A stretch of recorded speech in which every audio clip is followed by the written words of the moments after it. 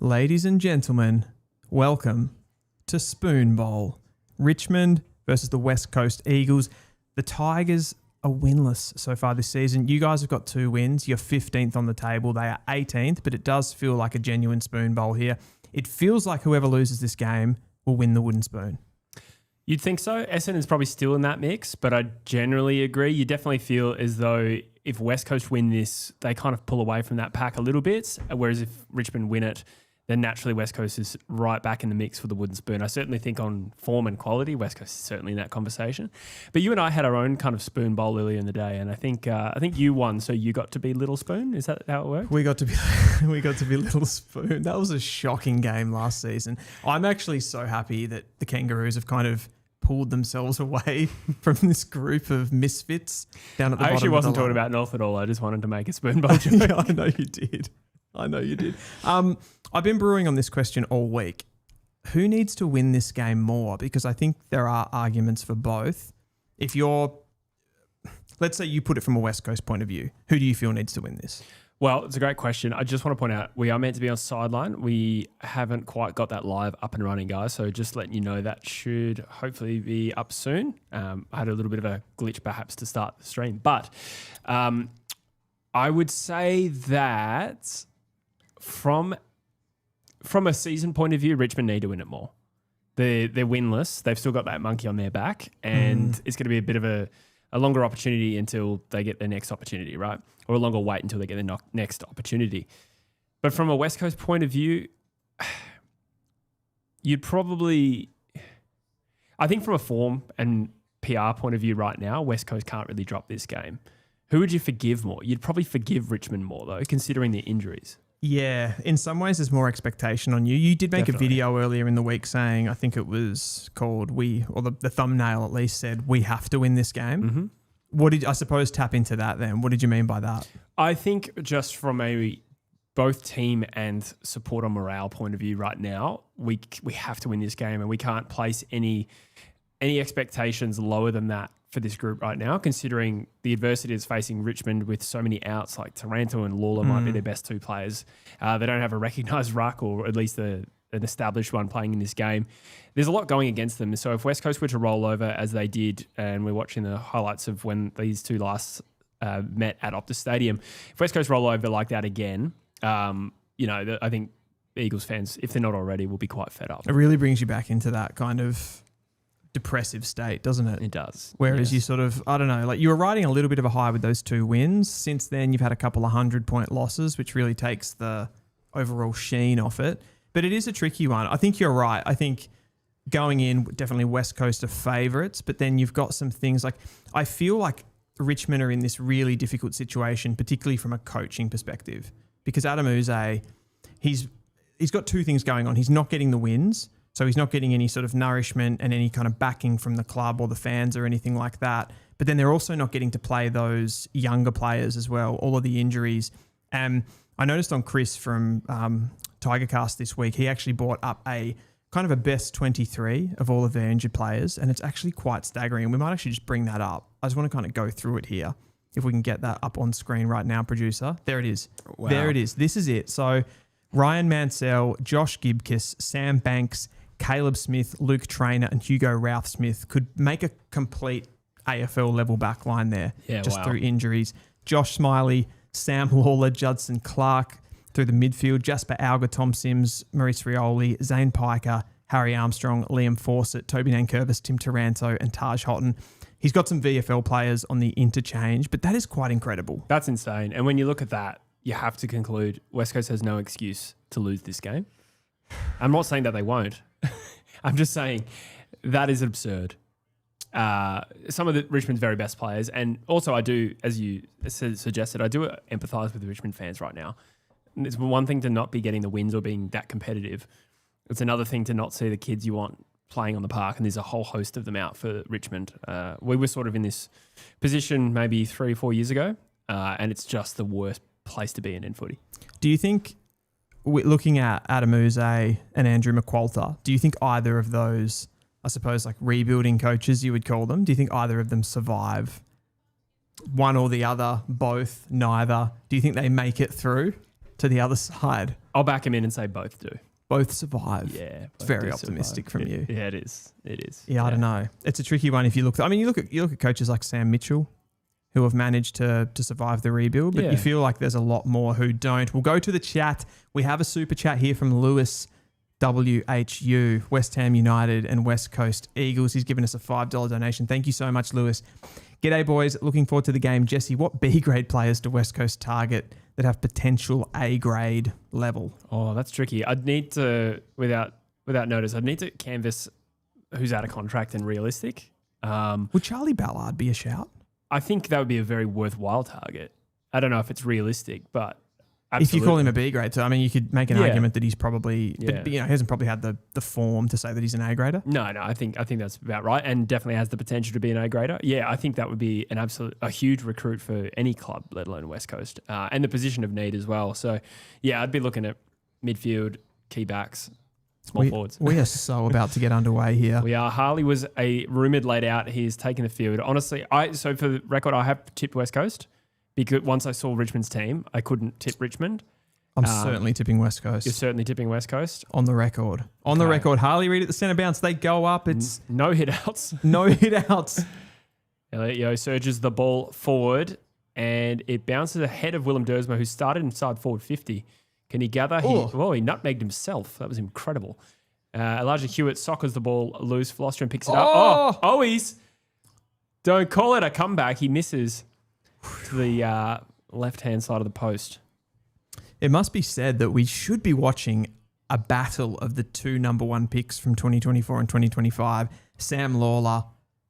I was about to say, Harley Reid, sorry. 2023, 2024 plus 2025 with Willem Dersma. There should be three number one picks. Richmond don't have theirs. And that's kind of what we're talking about off the top, where you can't even tell how Richmond's rebuild is going right now.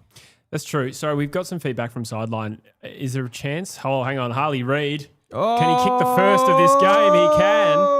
The man that rumoured was going to be out of this game has kicked the first. That's a great start for West Coast. Sideline's giving some feedback. Is there any chance we only have the producer's mic on? Oh. Is that possibly I'll go and have an investigation. We just sound very distant. Okay. I'll have a look at the chat. Oh, Rogue Riot. Thank you for the super chat, Rogie. You're the best. The bottom of the ladder is a pathway to many draft picks that some consider to be unnatural.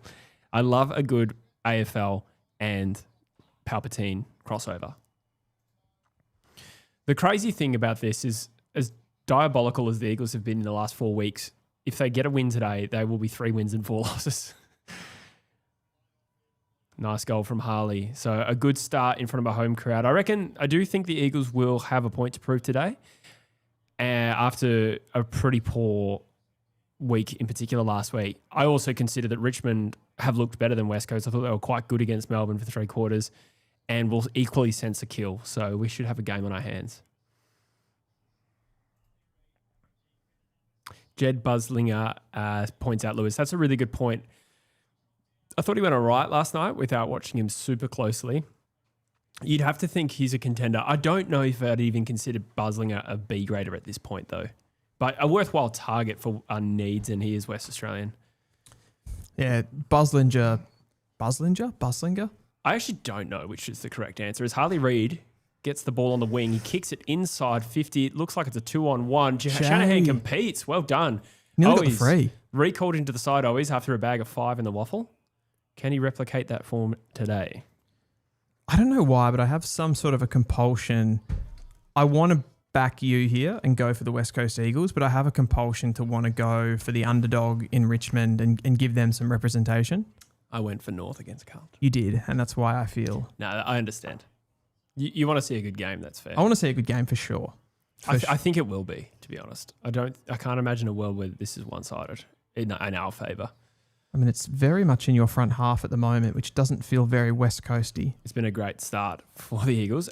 Bushman, former co-host on True Footy for many, many years, Daniel Busher. AFL Palpatine crossover. Of course, I'm in the chat. Good to have you, my friend. What does that mean? Well.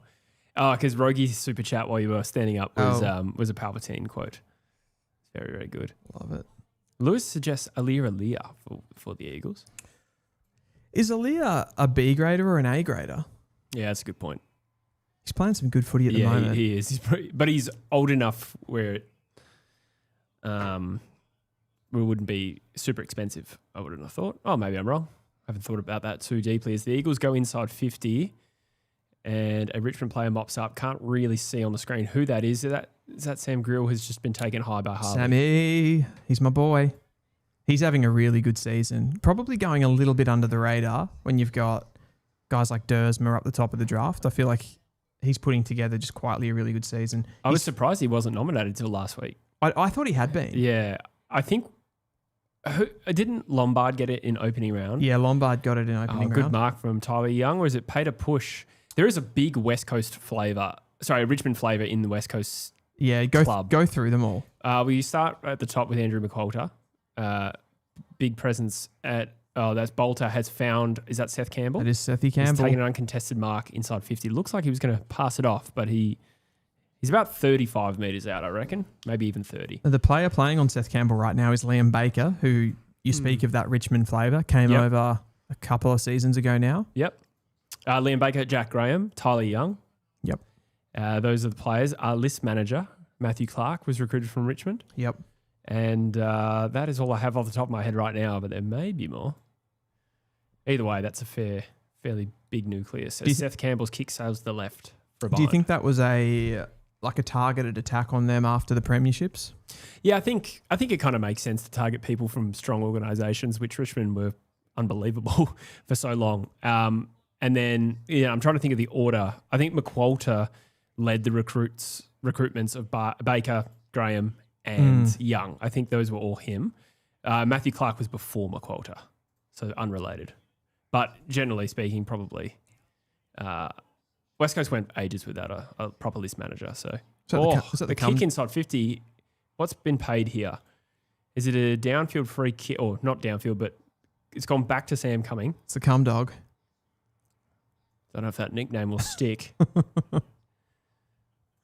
Here he is. He's been impressive so far. Back in the team now. Another one that was on that injury list. Goes inside 50. It's deep into the ball. Lynch. They look so much better with Tom Lynch back in the team. Yeah. Dersmer on his left. And the kick outside, rebounding out of 50 is in Waterman's hands now. Wooden Spoon Data says that sounds gross. We got 63 in the chat on YouTube. And I'll see if... Okay, Sideline FM. We got 8 in there. Says, there we go. The dulcet tones of Jesse coming through loud and clear. Thank you. Sorry for the mishaps, but good to have you on both platforms.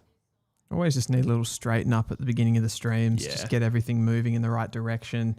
Yeah. Some contested footy. Oh, Elijah Hewitt, that nice little step. West Coast, get it going forward. There's absolutely no one there. I think that was an Owies kick. And that is... Is that McAuliffe?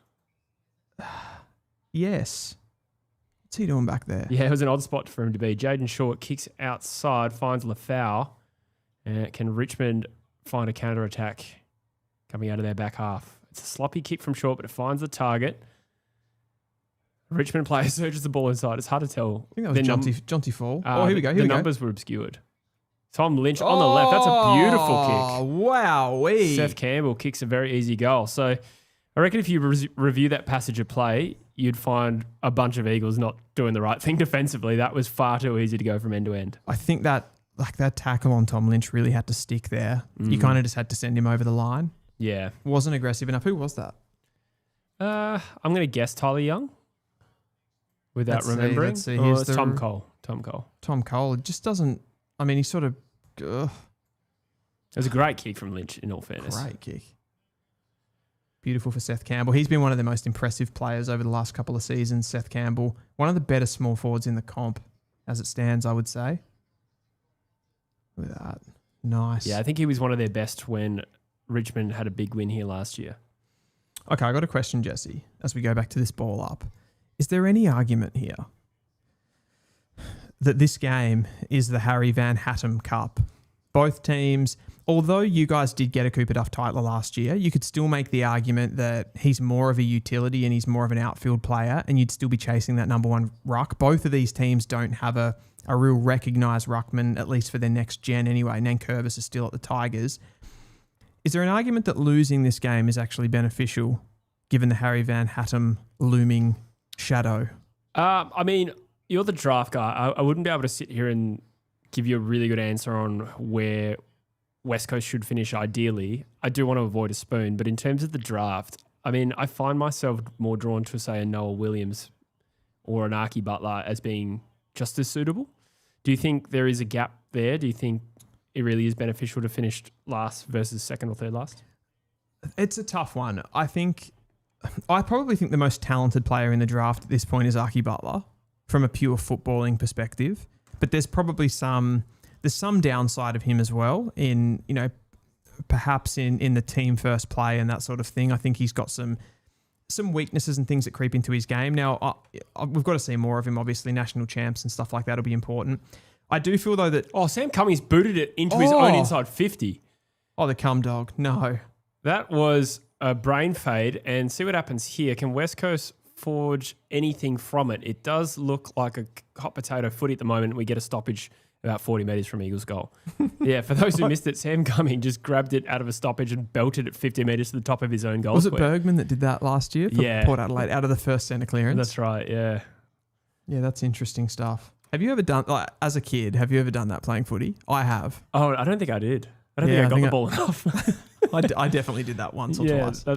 More than once is unforgivable, Dylan. I'm talking about under 10s. Yeah, okay. Fair. Still. You just get it and kick it sometimes. Speaking of, Hamish Davis, can he get it and kick it? No, he's worried off it. Grill. That was far too easy from Sam Grill.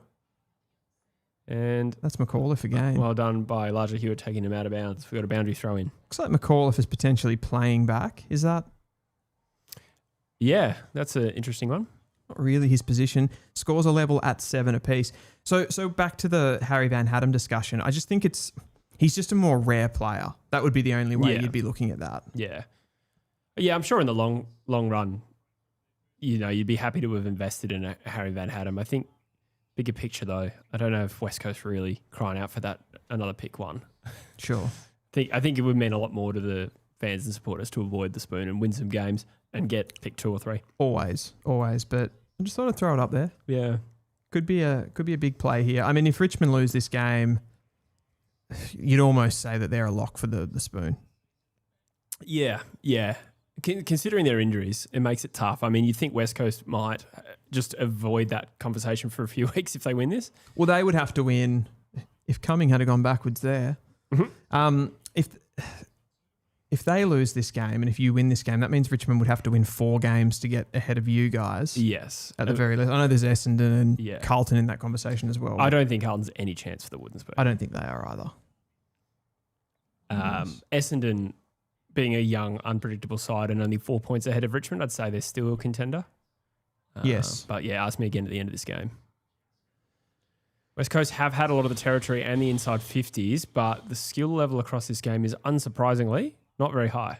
There's a lot of flooding going on, isn't there? Richmond are trying to bring the ball out of defence. They can't really get much penetration, and then West Coast come back in, and there's just numbers everywhere. Yeah. Hasn't been a real clean entry either. No. A lot of kicking to the feet of our forwards. Ross.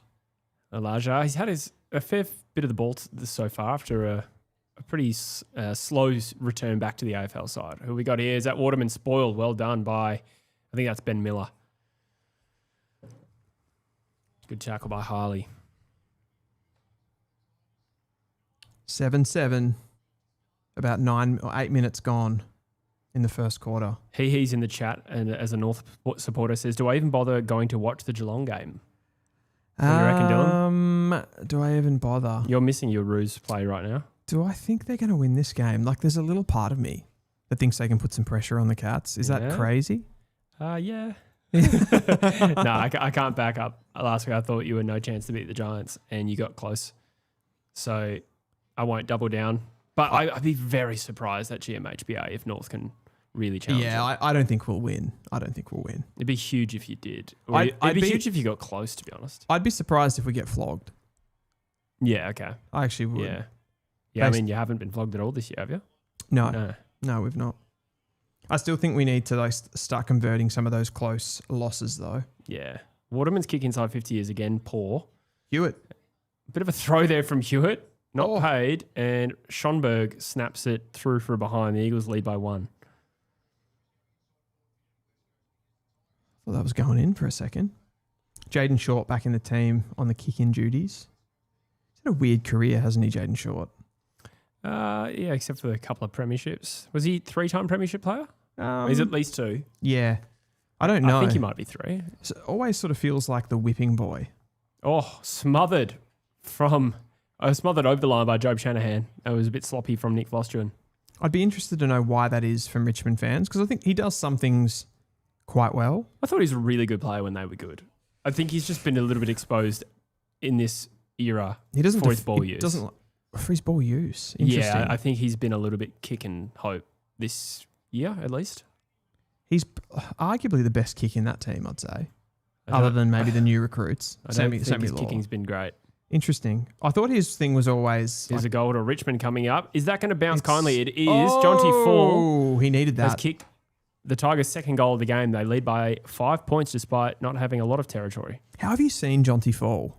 Because he's getting a lot of shit from Richmond fans. They all want to see him in the VFL right now, work on his craft and get back into the senior side. Adam Uze is kind of saying the same thing, that he thinks he needs it, but he can't afford to do it because they don't have enough players. But yet you still do have guys back there like Fawcett's been playing in the VFL. So they could drop him if they wanted to. Where do you see it? I think in an ideal world, you have your talls not necessarily playing from round 1 of their first season, or even the first couple of years in the VFL as an ideal launching pad. As long as his body's holding up, I don't really see any reason to really protect him. He kicked 3 goals 5 this season that's coming up. It's not a massive return, but another clearance here for Richmond. Your boy Duggan. Yeah, it's interesting because I think there's been weeks where Fawcett has sort of outperformed him from what I can tell, and yet Fawcett he's the one that makes dropped. way. Yeah, that's absolutely true. That's an interesting one. What do you think the biggest difference between, same draft obviously, say a Jonty and a Job Shanahan? Because Job, like obviously same age, Job's been able to get it on the scoreboard a lot more and have better performances. Oh, that was bad from Burton. Ugh. I think Jonty is the more competitive one, right? Yeah. So he's a bit more of that... at least seemingly, isn't it? That stuff can be... hard to quantify. Oh, grill. Malachi Champion gets the ball in the centre of the ground. Elliot Yeo, he launches over the top of the Richmond defender. Can he get back and spoil it? It is Matt Owies, so always going to be a tough target as Richmond mop up quite easily here. Richmond just starting to play the game on their terms at the moment. I was just about to say... You guys look particularly impotent going inside forward 50 in this game. Yeah, for once. But I suppose what's different about this game, to say like watching West Coast last week. Strong mark from Lafau. Watching you guys last week, you didn't have the forward play, like you didn't have the front half game. Yeah. You've actually got it in this game. Yeah. And then that's maybe exposing you a little bit too with your entries. Jinbi. Handball gets missed. The Eagles well done. Set up. Ryan Marrick has it on the wing in space. He had a pretty good game last week, in fairness to him. He did cop a bit of a stray from me in the review, but every player did. But playing a little bit more on the wing. Tom McCarthy is also down. Looks potentially winded. He just got rugby tackled. Oh, that was it? Yep. Oh, God. Tim Kelly has the ball about 75 from Eagles goal. The inside 50s have been poor. Can Kelly improve that as he goes along to the pocket? And that is a great mark. Is that Matt Owies? It is Matt Owies. He's been near it. He's kicked it behind and hasn't had a huge impact just yet, but that is a really strong mark to his credit. That's maybe why Richmond fans get a little bit frustrated with Tom Brown. Okay. Probably got to do better there on a Matt Owies in the air. Yeah. Let's see this come in. So it's Kelly. Pretty good kick. Pocket. It's a really strong mark. Yeah, I don't know what else he could have done there. He just protected the space really well. Yeah. Where are you at with Owies? Let's just watch this kick as it sails through for a goal. I like him right now, Dylan. I generally feel a little bit bad for him. He's very harshly maligned. I don't think he's particularly good, but I think his confidence was so down in season 1. And on top of that, not being gifted enough to make the most of opportunities in this particular team, it was a recipe for him being a bit of a whipping boy. I I think he earned his way back into the team this week, and we do have a lot of forward half injuries. So I think it was the right move to bring him back. At least he kicks goals. He may not be super potent, but I think with what West Coast have at the moment, he was the rightful choice. Do you think those sort of trades can actually be a bit predetermined in the sense with a Matt Owies? Like if he had come across the West Coast with absolutely no fanfare, it was a late handling of selections where he just comes or even if he gets delisted and you pick him up in the rookie list, which, you know, the way that fans would have looked at him and the AFL community would have looked at him would have been completely different. And because he was involved in that pick 3 swap, which West Coast fans absolutely hated, it just makes his life so much more difficult. I think you're definitely onto something there. That being said, there isn't too many complaints about Liam Baker. No. So I do think Owies was quite poor when he funny, started at West Coast. Because realistically, like Owies was, in a way, like nothing to do with that trade. He was nothing. Like he was involved in it, but he wasn't the major part of why West Coast. It was all Liam Baker. That's right. But like having some good performances and being a leader for that team, he's been able to remove all of that from himself. Liam Baker. Yeah, for sure. People look at Bo Allen because he's young, and they look at Matt Owies because he's shit. Yes, that's true. Well, hopefully that trade doesn't look so bad in time. Bo Allen actually got dropped for this week. I saw that. I thought that was peculiar. I thought there was players he dropped first, but he has been losing a bit of momentum, I'd say. Okay. But still not the first player I would have dropped. Oh, here we go. That is well worked out of the contest there by Tom Lynch. That is just class and experience, but it sails through from behind. We're back to level pegging at 14 all. Tom Cole looking sore. Not sure what happened there. Oh no. That could be a bad injury for Tom Cole. I missed that. I thought the Richmond player went down. No, he got his foot caught under, and it looked like it twisted all kinds of wrong ways, but he was limping. Oh, hopefully that's not too severe as the Eagles go inside 50 again. Jake Waterman, can you get it? Cooper Guff Tyler. Oh, Jake, you idiot. Jake Waterman, for those not watching, started pleading with the umpire to pay a free kick as somebody handballed him the ball and play was still going. That's poor leadership. This is spoon bowl, ladies and gentlemen. That was very poor leadership. Here go the Tigers coming out of defence. Somebody in the chat, says Prestu's injured again. Oh, no. He's done a calf. He goes Rechko. Rechko's had a pretty good start to his career, hasn't he? He has. A lot of the ball. I mean, he can do that, though. I think his disposal lets him down. You're always going to get, like, he's going to give you representation. He's going to arrive. It's just what he does with it is the issue. Ryan Marrick in an acre of space on the wing. Takes a little gallop. Takes a bounce even. Where is this kick going to go? He's usually a good kick. It's just long to a contest. What happens here? Shanahan flies. Can't bring it down, and Richmond mop up. Is that Hayes Brown? I reckon it is, yeah. So he's the ruck duties with Bolter. Bolter was at the first centre bounce. Yeah. As Bolter arrives for an uncontested mark here on the wing. Clearance is 5-1 in the last 10 minutes to the Tigers. Interesting. Wonder if that's with Prestia off. Oh, Yeah, Duggan flies, makes no impact. These smalls look dangerous for Richmond. They Burton. definitely do. Here goes Campbell. Oh. He's a dangerous player. Can he look inboard? No, it's a poor kick. Indeed. Davis impacts it, gets the ball back. It's a ugly kick. It's lucky. And of all players to go to, it went to Liam Duggan, who has made a career of doing that. That was so Liam Duggan, actually. Career is harsh. It's probably like the last 2-3 years he started doing that. I don't know how much I can drum this into people, but he is Luke McDonald for us. Yeah. It's this exact same player. Interesting. And they get caught out the back. They receive handballs out the back of the stoppage consistently and just dump kick it 30 metres. Sorry. That was a terrible kick from, I'm not sure who it was yet. Might have been Schonberg, but kicked it into the corridor to a Richmond setup. And Jinby mops up. It's again a poor kick. This is a shithouse game. Sonsi. In terms of skill level. I'm loving it, Jesse. Man, both these teams suck ass. Well, I'll focus it on West Coast. Richmond's the better team at the moment. An appropriate handle says the Laird of West Coast. Spot on. Yeah, okay. Interesting. It's those players of a bygone era. Teams are just too well set up defensively and in the forward half. Yeah.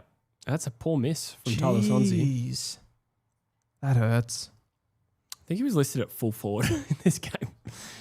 You know, the teams take the piss more and more these days with the way they pick the 23 on the field. This is sort of a random thread to go down with that, but do you think that actually should be like, what's the word? More legislation, I suppose. Yeah, regulated. More regulated is the right word. Yeah, for having that more accurate. I suppose so. I mean, all you could really do is list a player and then you have to start that player on the field where they are. Does that make sense? But that's as far as you would be able to enforce that. Yeah, you wouldn't be able to do like changes and stuff like that. But yeah, and because they don't line up in that like particular pattern, they all the forwards sort of group together in two bunches. Yeah, it's pretty hard to enforce that. Hewitt, it's an interesting taps it out. Oh, we got this. Is that Jaden Shaw goes back. Jeez. Richmond retreat here. Vostruin, that was definitely not 15. That was 5. Oh, it's Broad, sorry, I think. Yeah, it's Broad. Good kick. Good kick. Finds Jaden Short on the wing. They get it moving quickly now. And they've got players in behind a little bit here. Nice body work from... Is that Sonsi again? That is Sonsi again. You're joking. Tyler Sonsi just did that to Tyler Young. How embarrassing. Tyler Young's had a couple of... To be honest... That is disgraceful. I'm not overly impressed. He sucks. You're happy to land that one on him? It's early. I've seen that was damning though. Who was he playing on in the St Kilda game? Oh, Sharman. Sharman yeah. absolutely torched him in that game. No, I think it was Sandy Brock that was on him. Oh, it was too. Those two do look similar. No, I knew that was Sandy Brock. Yeah. Who was I thinking of? There was an earlier game in the season he played on someone, and he was just at sea. Bushman says enforce the named 666 at the first centre bounced. Beyond that, it's impossible. Yeah, but that's still a play, isn't it? I don't know. But you just put Sonsi in a forward pocket. It wouldn't stop him listing him at full forward. Yeah. There's no way to stop that being a thing. I mean, I get that it doesn't really matter. It doesn't matter for people that really know the game because they just go, yeah, okay, fair enough. But like, what if you're trying to work things out and you grab a team sheet and you're like, what the fuck is this? You know who do hate it? Gamblers. Oh yeah, they hate it. Yeah. Yeah, they do hate it. I do think it's a bit like not a big gambler myself, but I sort of get it from like the AFL is happy to take large amounts of money from the gambling industry, but then not provide them with that information. I find that a bit strange. Mm. Yeah. Malachi Champion doesn't affect a proper tackle there. The ball spills out. Richmond surged the ball forward again, and that was a swirling. What's happened here? Oh, it's a free to Liam Richmond. Duggan has given away a free kick where he didn't need to. So you can't kick and you can't defend. What can you do, Liam Duggan? Bit harsh. No, but like if you cannot kick a football, what are you doing giving away free kicks 15 metres off the ball? Yeah. I mean that exact situation there for Liam Duggan, that's what happens with these guys. He gets on Lafayette. He's undersized. He's less athletic. Yeah. So he holds on. And Lafau makes no mistake. Richmond surge. Are we at surge? They surge to a 7-point lead. They surge to a 7-point lead. That could be it. That could be enough. West Coast won't score 7 more points. Lewis says Duggan can be traded back to Vic for a future second. He wouldn't get us future second. No way. No way. How old is he? He'd have to be delisted. He'd be 30. He is 30 in December. For some reason, I remember his birthday is in December. Yeah, he's 30 at the end of the year. I mean, North gave away pick 26 for Caleb Daniel, which was insane. Yeah, true. But Caleb Daniel's probably got a better CV than Liam Duggan. Or had. You'd have to say. I'd say the average performance of their careers, Duggan, his average rating would be higher. But Caleb at his best was far better than Liam Duggan. Yeah, well, he's all Australian, wasn't he? Yeah. Liam never got close to that. Yeah. But he was just a rock solid player. But Caleb Daniel ebbed a lot long before Liam Duggan did. It's a weird tangent to get into. It is a weird tangent, but like I'm just giving context on the pick range and what you can get. But I reckon no one would take Liam Duggan as a delisted free agent. I would probably agree. Well, they shouldn't anyway. Who, like, just this, and again, I don't know why we're still going down this tangent, but who would actually potentially use him? It would have to be a young team, wouldn't it? It would have to be. Yeah, Richmond kind of already have better, they have those guys. better veterans, like Jaden Short is probably a Vlosterman. Vlosterman, They're both Broad. different types of players, but although Broad, I think, is heading back. He wants Western to Australia. go back, apparently, yeah. Okay, so it is 10 seconds to go in the first quarter. The margin is 7 points. Matt Owies has taken a mark. It's actually been a pretty strong first quarter from Owies. And if he kicks this, which I think is beyond his range, to be honest. I don't think he can kick this far. We're about 45 out. If he kicks this, it's back to a 1 point margin. Your 3 major ball getters on the ground so far, Brady Hoff, Liam Duggan, and Tom McCarthy, shows that I would not have picked those I would not three. have picked that either. I didn't notice McCarthy or Hoff. I noticed McCarthy get fucking laid out Yeah. in that tackle. He's missed it. Missed it. No, it didn't. It didn't even get close. I did say 45 is too far out for him, and that went about 39. Matt. That's not the first time I've seen that from Matt Owies, but it is astounding that AFL standard small forward can't kick 45 metres. Yeah. That's not a bad kick. That is his absolute max. That's his absolute max. Zach Langdon, who used to play for us, couldn't kick 35. It means, was insane. It means that basically your game has to be completely built around crumbing close to goal. Yeah. Really. The crumb shot. The crumb shot. Is that a thing? No, I just made it up. Okay. Yeah, it was just being gross. What have we got in the chat, Jesse? Spoon bowl is spoon bowling. What did we expect? Says Rogie. Yeah. We've been disappointing. I do feel if West Coast just sharpens up a little bit, they're back in this game. And they're not out of the game on the scoreboard. But just at the moment, the way the game's trending, Richmond look far better on the ball the longer that quarter Are you went. us last year? Because remember the spoon bowl last year at Bunbury, and we went. I think we went into that game. I would say slightly favourites, and we played like shit.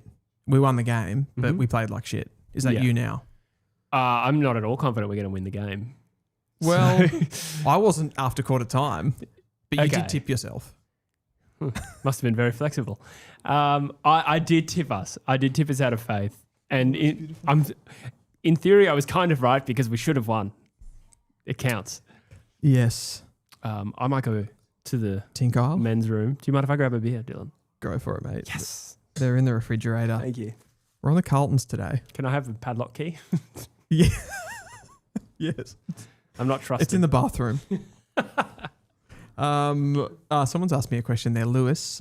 Dylan, after that quarter of footy, who do West Coast need in the mid-season draft? I've got a light in front of me, so I'm like struggling to read the end of these chats. What does it say? A ruckman, a midfielder, or a defender?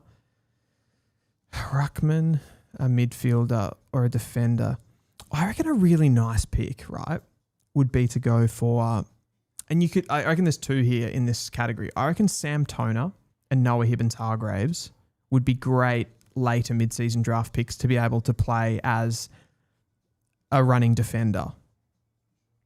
I reckon you could probably do that. That doesn't really answer your question. I just think they would be kind of the high talent picks and the younger players that you could get. Who could you get off the top of my head? Because you want key backs, don't you, more than anything at the West Coast Eagles? I reckon if you went for the Ruck, the young Ruck, you could go for someone like a Max Mapley from Tasmania. He's doing really good things in the VFL at the moment.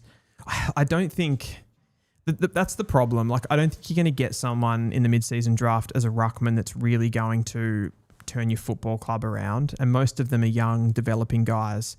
Is it going to actually help you enough to do anything meaningful? And is it going to be like a better player than someone like a Bailey Williams or a Flynn or someone? Probably not. But I'll just give you my top. I'll give you my top 5 mid-season draftees at the moment, which would be Oliver Griffin. It would be Oliver Griffin. I probably wouldn't have. I think it's unlikely that Noah Hibbins-Hargraves goes straight out of the draft. I need to go to my notes. I'm going to come back to that question. Toby Payne has given a super chat. Thank you very much, mate. Nice to be back on a Saturday. It absolutely is. We're having a couple of beers. We're watching Spoon Bowl. And I'm having a good time. An appropriate handle. Is Jacob Blight available? I believe so. Delisted from Richmond. He's just one that's so strange. Like, I'm so surprised that didn't work out at the Tigers. You can only really make the aspersion with players like that they got drafted into the Tigers and for whatever reason, he didn't fit with that group, whether that was, on him and there's an element where they don't think he's a strong team player.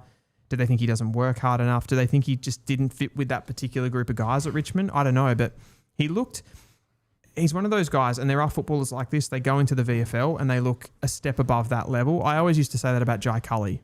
Like, too good for the VFL, but he never really showed that much when he played seniors for you guys. He kind of is showing that now, or has been at Melbourne. He did his ACL the week after kicking 4 and getting the Rising Star nom, so there was a little brief flirting with it. He was okay. I'd say he's definitely playing his best footy now, just to come back into that conversation right at the Jai Cully point. Yeah. We're just talking about Jacob Blight. Yeah. Who could be a selection for you guys at the mid-season draft. He is originally from Western Australia. Yep. Went to Richmond. It didn't work out there for him. I was saying that he always looked good or too good at VFL level, but just couldn't really get it done at AFL level. There wasn't sort of a position for him. They played him a little bit as a key defender and interceptor. They played him a little bit as a ruck as well. Jacob Blight. Yeah. I didn't actually remember that. Yeah, they did for a while. I just thought he was a key back. Yeah, like a second ruck to Nan Kurbis at times. Yeah, right. And yeah, he's definitely got some traits. Got some traits. He's really dived headfirst into the content game as well. He's been making a lot of He has actually. content. Yeah, I did see that. And really big into his personal development. As Tom Cole is definitely worried about his knee, but he's strapped up and back on the field. Yeah, Birdman just says Blight had attitude issues from memory. Yeah, I did hear things like that as well. It's a funny one, isn't it? Because he did always seem like a really driven guy. Maybe, he was one of those guys where he was personally motivated and they didn't feel that he kind of connected with the group very well. I think that's always a possibility as well. But maybe that works at some clubs, and maybe they think that they can get the best out of him. Inside 50 count is 17-12 West Coast way, 35 marks to 14 as well. So playing a bit more of that shorter, controlled style West Coast. What's gone begging has been their efficiency, which is not new. Here we go. Elliot Yoda, Harley Reid out of the centre, takes a bounce. This could be a beautiful. goal. This could be a goal. Harley Reid from the centre. Can he bring the house down? He can. That is a ripping goal and exactly what West Coast needed. He's back, baby. Wow. Did he kick one earlier? He kicked the first, didn't he? He kicked the first of the game. Goals. That's a banger. That's a crowd raiser as well. There's a big opportunity for West Coast to get some momentum because when that Optus Stadium crowd rings, I don't know why I pictured a phone. Why did I say it like that? That ruined my flow. When they come a calling, Dylan, they have a huge impact, as was definitely the case against North Melbourne. That is a brilliant goal. Look at the explosiveness getting away from Ross there. Ross is trying to chase him down. He just takes a little step inside there. Look at Ross. Treadmill. He's on the treadmill. Any chance that wins goal of the year? I don't know if it wins, but that'll get nominated. I'm a bit of a traditionalist when it comes to goal of the year. I do the big salute too. That's a good selly. Yeah. I like kind of the more Kelly. mercurial goal for goal of the year. I do too, but they tend to acknowledge those ones out of the centre. They absolutely do. Harley again. Oh my God. No way. Can he roost it? He looks like he's got under it a little bit. It's to the top of the square. Wow. We're back to a level game here at Optus Stadium. Harley Reid has just raised the roof a little bit, Dylan. He has on raised this non-existent the roof. Optus Stadium roof. That's what you call momentum. Yes. Out good the film front of the stoppage. Is it really? It is a good film. He's just livened this game up, particularly if you're a West Coast fan. Memento, actually. Sorry. Memento. Good film. I mean, that's when people talk about Harley Reid and they see him a lot fighting on the inside of the contest, getting tackled in close, doing the dirty work and kind of being frustrated. Doesn't look like he's enjoying the game a lot of the time, but when you see him on the outside like that and do that kind of stuff, that's when you go, this is the number one pick that we drafted. Yeah. I mean, last week we were more industrious. It wasn't a great game from Harley last week, but it was 27 and 7 clearances. And then every now and then he just gives you a little reminder of why he went pick one, and that is great to see. The Eagles here again. I did just hear the Telstra sound. Yeah, we did just get a random sound effect. Oh, is that a sideline effect? I did not know where that was. I thought, forgive me, sideline. Blindside NRL fantasy analysis played Telstra Whistle. True footy, lol, more like full-time Aussie legends. Thank you so much. Do we get that in our headphones? Yeah. That did come through. Yeah. Oh, sorry, that threw us for a loop for a minute because I just assumed it was an ad. Yes. But that was a sound effect played by someone on Sideline. That is one of the cool features of the Sideline platform. You can contribute by playing sound effects and other things on that platform. There's also less delay, Dylan. There is less delay. So people from Sideline just have already heard this. They have already heard this. And it sort of, like, people have said that it feels like they're in the room with us. Yeah, I have heard that.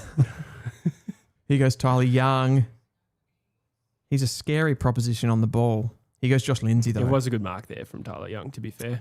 It was. Watch the narrative shift if we start to play well now. Oh, Lindsay. Oh, nice mark. Oh, Davis. He goes That's McCarthy. Really poor.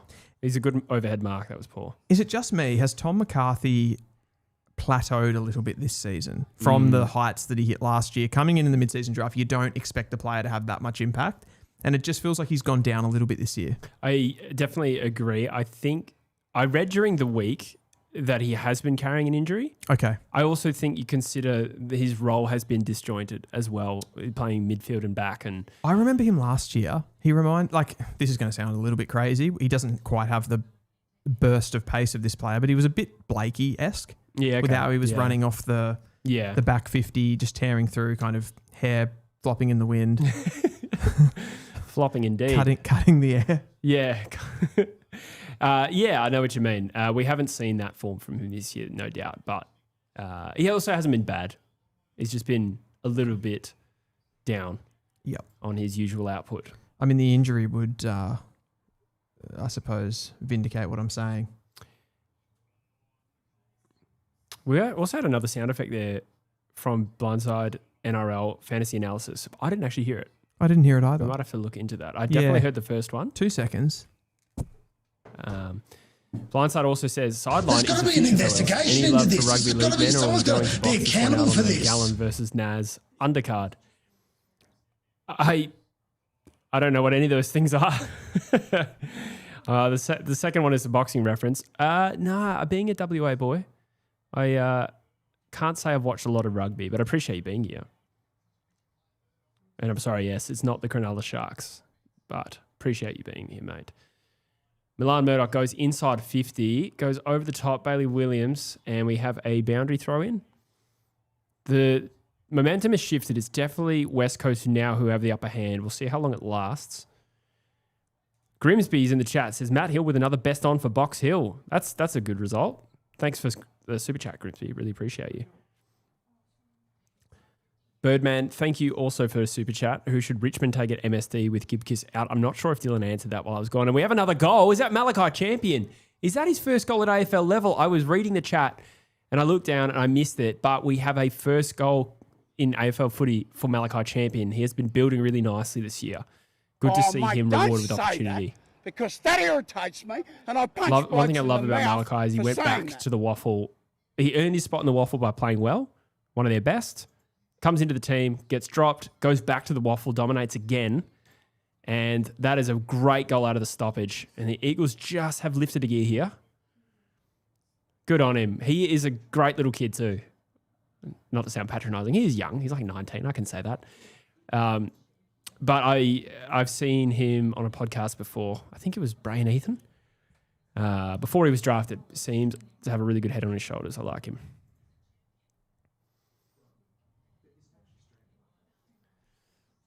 Wooden Spoon Data says he's a champion. Tom Sato says Tom Cole having his knee torn to pieces and jogging off is crazy. That is so true. Harley again gets the ball out of the centre. Willem Dersma from number one pick to number one pick. It's a flower bag to find. That is Matt Owies, who is having a really good game. He's having a game. Oh, yeah. Almost breaks his ankle kicking it long to Cooper Duff Titler. Richmond really need to steady here suddenly. Cooper. Duff Titler. Malachi, he just kicked his first goal in AFL footy while you were standing up there, Dylan. Oh, did he? It was a nice goal out of a forward 50 stoppage. I'm actually really happy for him. Yeah, agreed. 6 clearances to zip in this quarter. The Eagles are up and about. Can Richmond respond? It's deep in West Coast forward 50. Yeah, the crowd feels like it's really helping out West Coast at the moment. Dersma has some space. It is a free kick to Richmond. Kind of missed that. Bolter gets the free kick. You've read that, Grimsby. Yes, I did read that one, but there was a question asking for Richmond MSD options if you didn't answer it already. From Birdman. Richmond MSD options. I think Richmond would be, like, particularly at the top end of that, assuming that they would have the number one pick. I reckon Oliver Griffin is a play.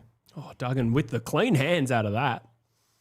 They don't really have that pseudo key position tall, like a genuine medium type. Like Oliver Griffin is, I reckon a good comparison for Griffin is, I'll give you a couple. He's somewhere between a Tim Membry, who's So fellas, genuine question. You guys have great chemistry here, but are you using voice changes? Cause I'm hearing Brad Pitt and Bradley Cooper. who wrote that? That is blindside NRL fantasy analysis on sideline. I mean, Brad Pitt and Bradley Cooper. Which one's which? yeah. Sounds about right though, Yeah. based on looks. Yeah. Yeah, exactly. Bit more of a Zac Efron type. Where was I? I was Talking about you're talking about Richmond. Ollie Griffin being a Tim Membry Membry. type. Or So he's kept it in. he's got that power forward, undersized power forward type about him. But his ground level stuff, you're probably looking at a Kyle Lohman. What's Kyle Lohman, about 186? I think Griffin's I thought 188. shorter than that, but maybe not. I think he's 186. Oh, wow. And then you've got Griffin, who's about 188, and I think Membry's probably 190. So Yep. he's something in between those players, Gotcha. ground level and aerial player. Richmond have a couple of hybrids that are more like taller and skinnier guys, like Jasper Alga. I think Griffin would give them a more powerful element inside forward 50.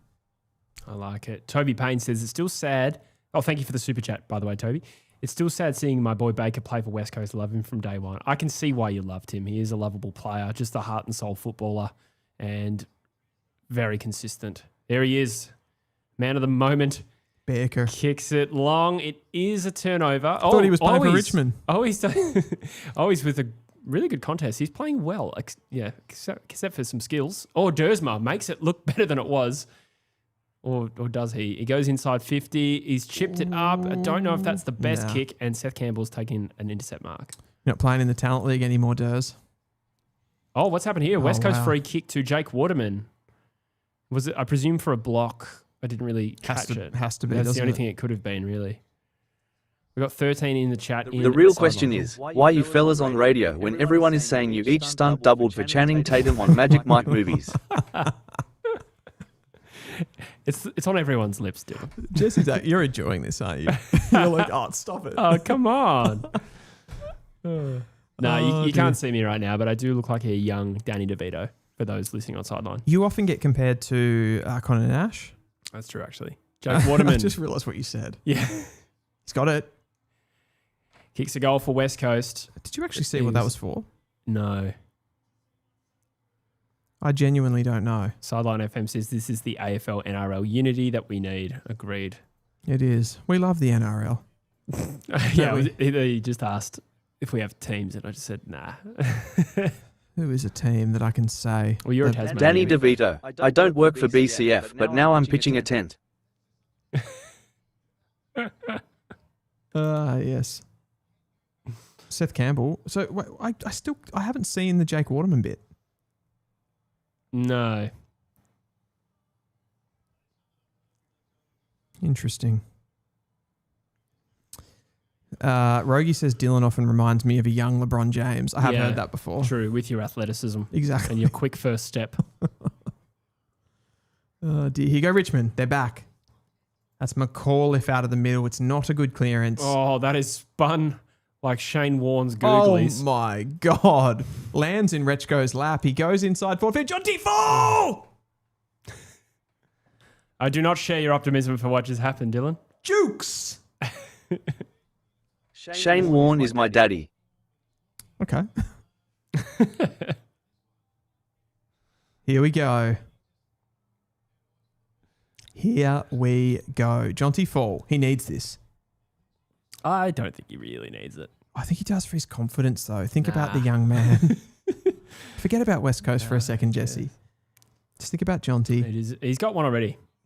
And he has kicked this one. Yes, he has. He snuck it in. That is a goal. And we're back to 6 points. Just when this game threatens to have someone dictate terms, the other opposition, Yeah. Yes. they respond. Love it. Actually, that was pretty fortunate for Rechko. Gets the inside 50. But that is what Jonty Fall can do. Reads the ball really well in flight. And I don't know what the West Coast defenders were doing there. They sort of all... I mean, it was a lot of... If you look at the two guys, he's playing Who do you fellas follow in AFL? The sub-tier Aussie sport. So I'm a West Coast fan and you are a North Melbourne fan, Dylan. North Melbourne fan. So we both follow cellar-dwelling teams for sure. We also have a question. A few people are asking if I'm drinking a beer. Yeah, we're both drinking a beer at the moment. A Carlton draft. Which I'll need it. Yes. That is a good segue. Tim Kelly wins what I think is a clearance to Willem Dersma. Bit of an up and under left-footed kick. Can Malachi Champion make a contest? He does. Boston mops up. Tom Brown finds someone and then he gets it back. What's happened here? Free kick to someone. And it looks like a Richmond free kick. Tom Brown. I know. It's coming back to Rechko. Rechko. I know that gate. Pat Rechko used to apparently run, I think it was 4 or 5 kilometres before he played junior football games. Wow. What a freak. It's a long ball forward. Malachi Champion gets wrapped up, caught holding the ball, I'd imagine. We spun 360 and Tom Brown wins the ball. I've just seen the score to the North Melbourne game come up. Almost quarter time there and Cats by a couple of goals. Here we go. Oh, is that an intercept? Oh, Liam Baker's just slightly too short to pull that off. He gets the ball back. Handballs over the top of Milan Murdoch. Is that Tom Brown to someone? Bombs it to no one. And Cooper Duff-Tyler gets lost trying to take that mark. Hayes Brown backwards. Oh, it's chaos ball, this game. Both teams with their skill errors. And that should find Tom Lynch, and it does. And this will equalise the score, Dylan, if he kicks accurately from 20 metres out on a 45-degree angle. You just felt there that his name escapes me, the defender that came from Richmond. Young knew that he wasn't going to be able to get a hand in on that. Look at this. Watch him. He just knew. He knew he'd lost him. Wasn't getting there. Yeah, you could see that coming before it happened. Absolutely. I'm not talking about Sam. Tom Lynch has kicked 3-9 this season. Yeah, this is not a foregone conclusion. And it is a bad kick off the boot. Wow. He's missed it to the right. And we are back to a 5-point game. West Coast lead 33-28. Josh Lindsay just straight in on kicking duties. Love to see it. Had 31 disposals last week. A little bit stiff not to get a Rising Star nod, but I wonder if his team's performance had something to do with that. Was it Grill who got nominated this week? It was, wasn't it? Yeah, it was. Yeah, so Grill does have the body of work. I don't know this about Josh Lindsay, but I feel like he would have played as a point guard in basketball. Yeah, You can just imagine him like just carrying the ball, having that, like wearing that sleeve. Yeah, you know, the basketballers wear that kind of cool sleeve. That was very clever from Hewitt. Finds Dersma. Oh, that's nice. Hewitt's having his best game of the season so far. Malachi, can he gather it cleanly? Yeah, just a little bit slow there by mind as much as body. Just watching Harley Reid and Dersma in this quarter, I've got a question to ask you at halftime. Okay. I'm going to save it for then. All right. It's a big one about these two lists. Interesting. Thomas. Oh, sorry. No, you go. I was going to say Thomas Addo just says West Coast backline is pathetic. You can just hack anything in and they'll give you a mark. They'll give it to you. He's kind of got a point. Yeah. The medium players are pretty good, but the talls are a worry.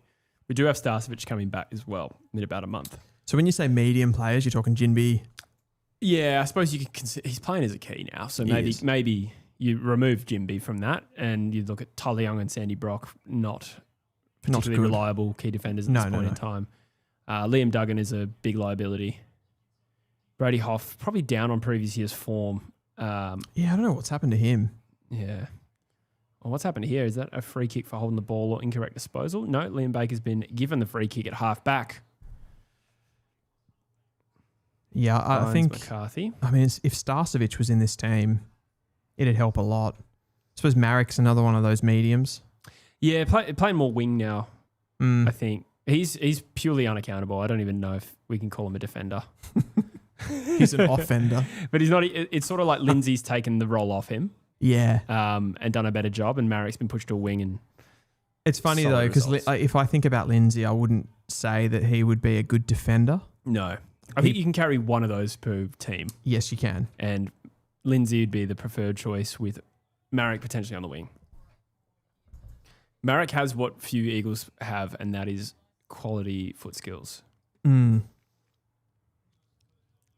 Sometimes Smith probably Star. just doesn't get his hands dirty enough though, does he? Nah, that's right. It'll hold him back, I think. Smithster says, enjoying the spoon bowl coverage. Thank you so much, guys. Thank you for being here on Sideline and YouTube. Appreciate you all. We love it. Richmond go inside 50 once again. Jonty. Is that fall does well to get rid of Tom McCarthy. Again, an interesting matchup there. It's See- funny when I watch Jonty Fall play, I don't know, maybe I just see him in the most positive light possible, but I always see him like this. Like he looks dangerous in this game, doesn't he? He does, yeah. I'm not sure who was meant to be his opponent there. I would have thought Jinby should go to Lynch and Young perhaps to Fall. McCarthy not ideal. No. It's a good kick. It's a good He's kick. kicked 3. Has it made? Yes, it has. Richmond in front. This game has more twists and turns than a Formula Jonty 1 should- track. I don't know. He should have given it this one Oh, yeah. for the haters. Yeah, right. For the fucking haters. That's good though. Yeah, he's on McCarthy. Like, is that Tyler Young that's sort of arriving? Trailing, yeah. Does well there. Yeah. Could be a good confidence boosting game if it's not already. But this is the thing. I think people forget this with Jonty Fall. You get Lynch has been back in the team for 2 weeks now. Look how much easier service he's getting. He's getting a matchup like McCarthy because the West Coast defenders got lost there, Yep. and he's able to thrive when he's playing. And that's the difference between him and Shanahan, I feel. Shanahan gets that opportunity. You've got Waterman there to be the number one guy, and then you can kind of just fold in and get some easier opportunities. Yeah. Also, Richmond's midfield is not going to be copping a beating in this game, which helps forwards as well. Absolutely. Is that Seth Campbell? It is. Finds a little bit of space, goes backwards. Richmond retreat. Tyler Sonzi gets around Lindsay, kicks to the pocket, and it needs to be controlled by West Coast. I'm not sure if it has been yet. And, geez, Hammer Davis, I reckon, is struggling today. Yeah, a bit fumbly. Very, yeah. Yep. Poor skills today in particular. What's his status at the moment? Like, where do you see him? How have you seen his season? I would have said that Bo Allen stood out more than he has. Agreed, yeah. What he does do well is he's a power runner, and he'll get from contest to contest, and that's a hard thing to replace in this Eagles team at the moment. So I think he's carved out a little niche. On the ball, I think he's getting less of the ball. And on the ball, he's not particularly potent either. He can be fumbly, can be erratic. Yep. As Shanahan takes a mark about 75 from goal, West Coast want to respond here with Richmond getting on top there. Oh, Dersma from behind. Diersma. Was that on Grill? I can't see who that is. Doesn't look like Grill to me. It might But, be, yeah. might be Tresize. Let's have a look. Shanahan's kicked it. He was on Grill. It was Grill, yeah. Yeah.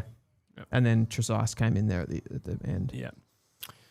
Big kick. To put the Eagles back in front, it has been a game living up to the first clash between these two sides last year. It was actually one of the games of the year last year, as Willem Dersma's kick is left and stays left.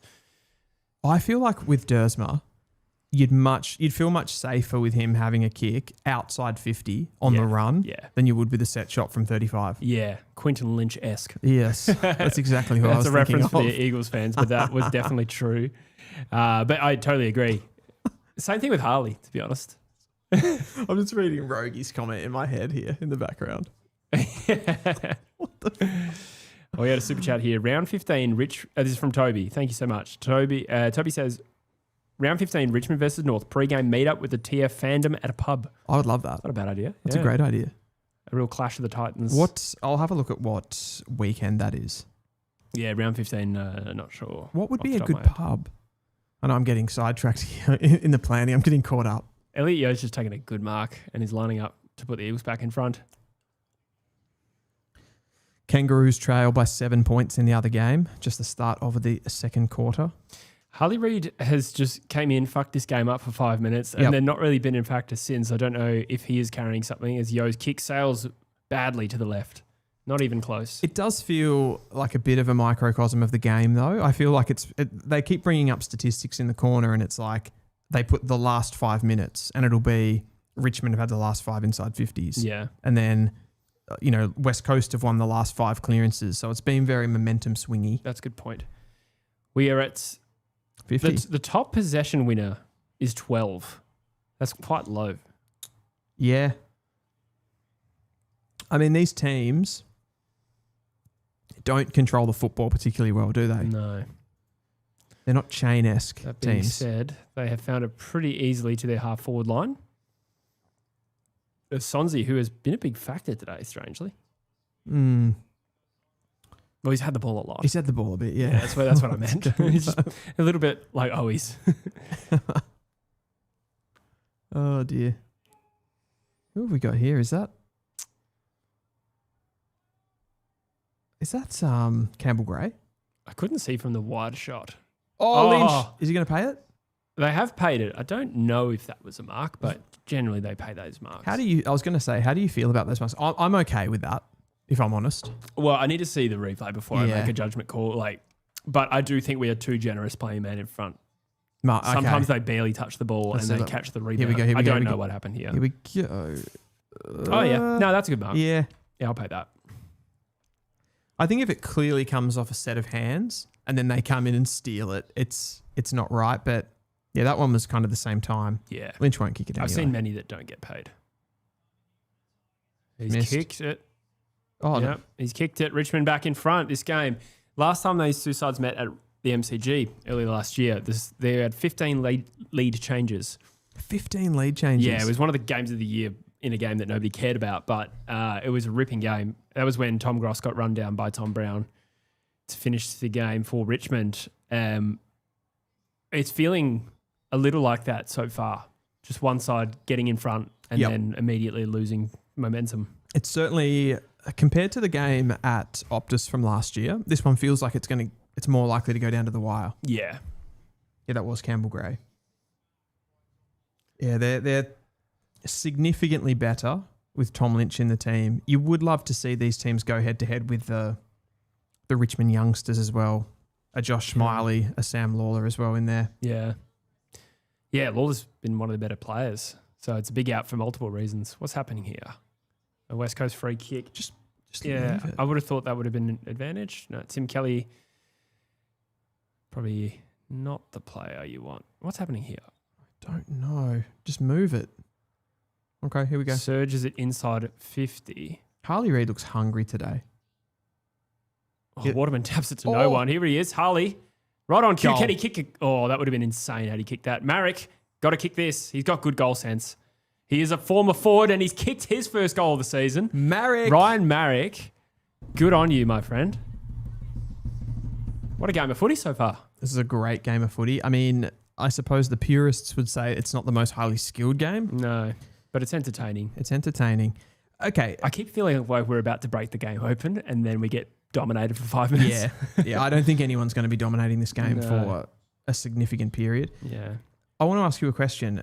Bo Allen, Hamish Davis, and Ryan Marek are probably all players that at times play that wing role. Yep. Can they all play in the same team long term? Yeah, I think from balance point of view, yes. From a talent point of view, are all three going to make it? Probably not. Who makes it then? Probably just Bo Allen. Yeah, okay.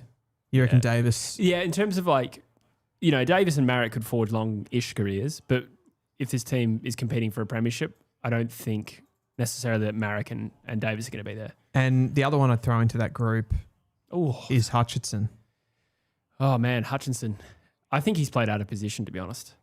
You think he should be a forward? I think he should play as a pressure forward. Yeah, okay. Like defense Like first, but he's talented enough to take hangs. Like that's a great player. But Yeah, true. No, it keeps it going. Harley Reid casually just throws off his opponent. Was that cum dog? I don't know. Didn't. It was all eyes on Harley for me. Oh, that is a nice little turn there. Who was that? Campbell Gray. Campbell Gray. Yeah, he's got some moves. Yeah, that was very good for a big man. Yep. Oh, he goes Harley again. Harley's clearly best on ground today. Clearly. He's had 2 goals. I think he's had about 15 touches. Yeah. Elliot Yeo, Tim Kelly have been important too, I feel, particularly in this quarter. Just getting involved around the stoppages, using their bodies. North have caught up. They're only 6 points behind at GMHBA. They are.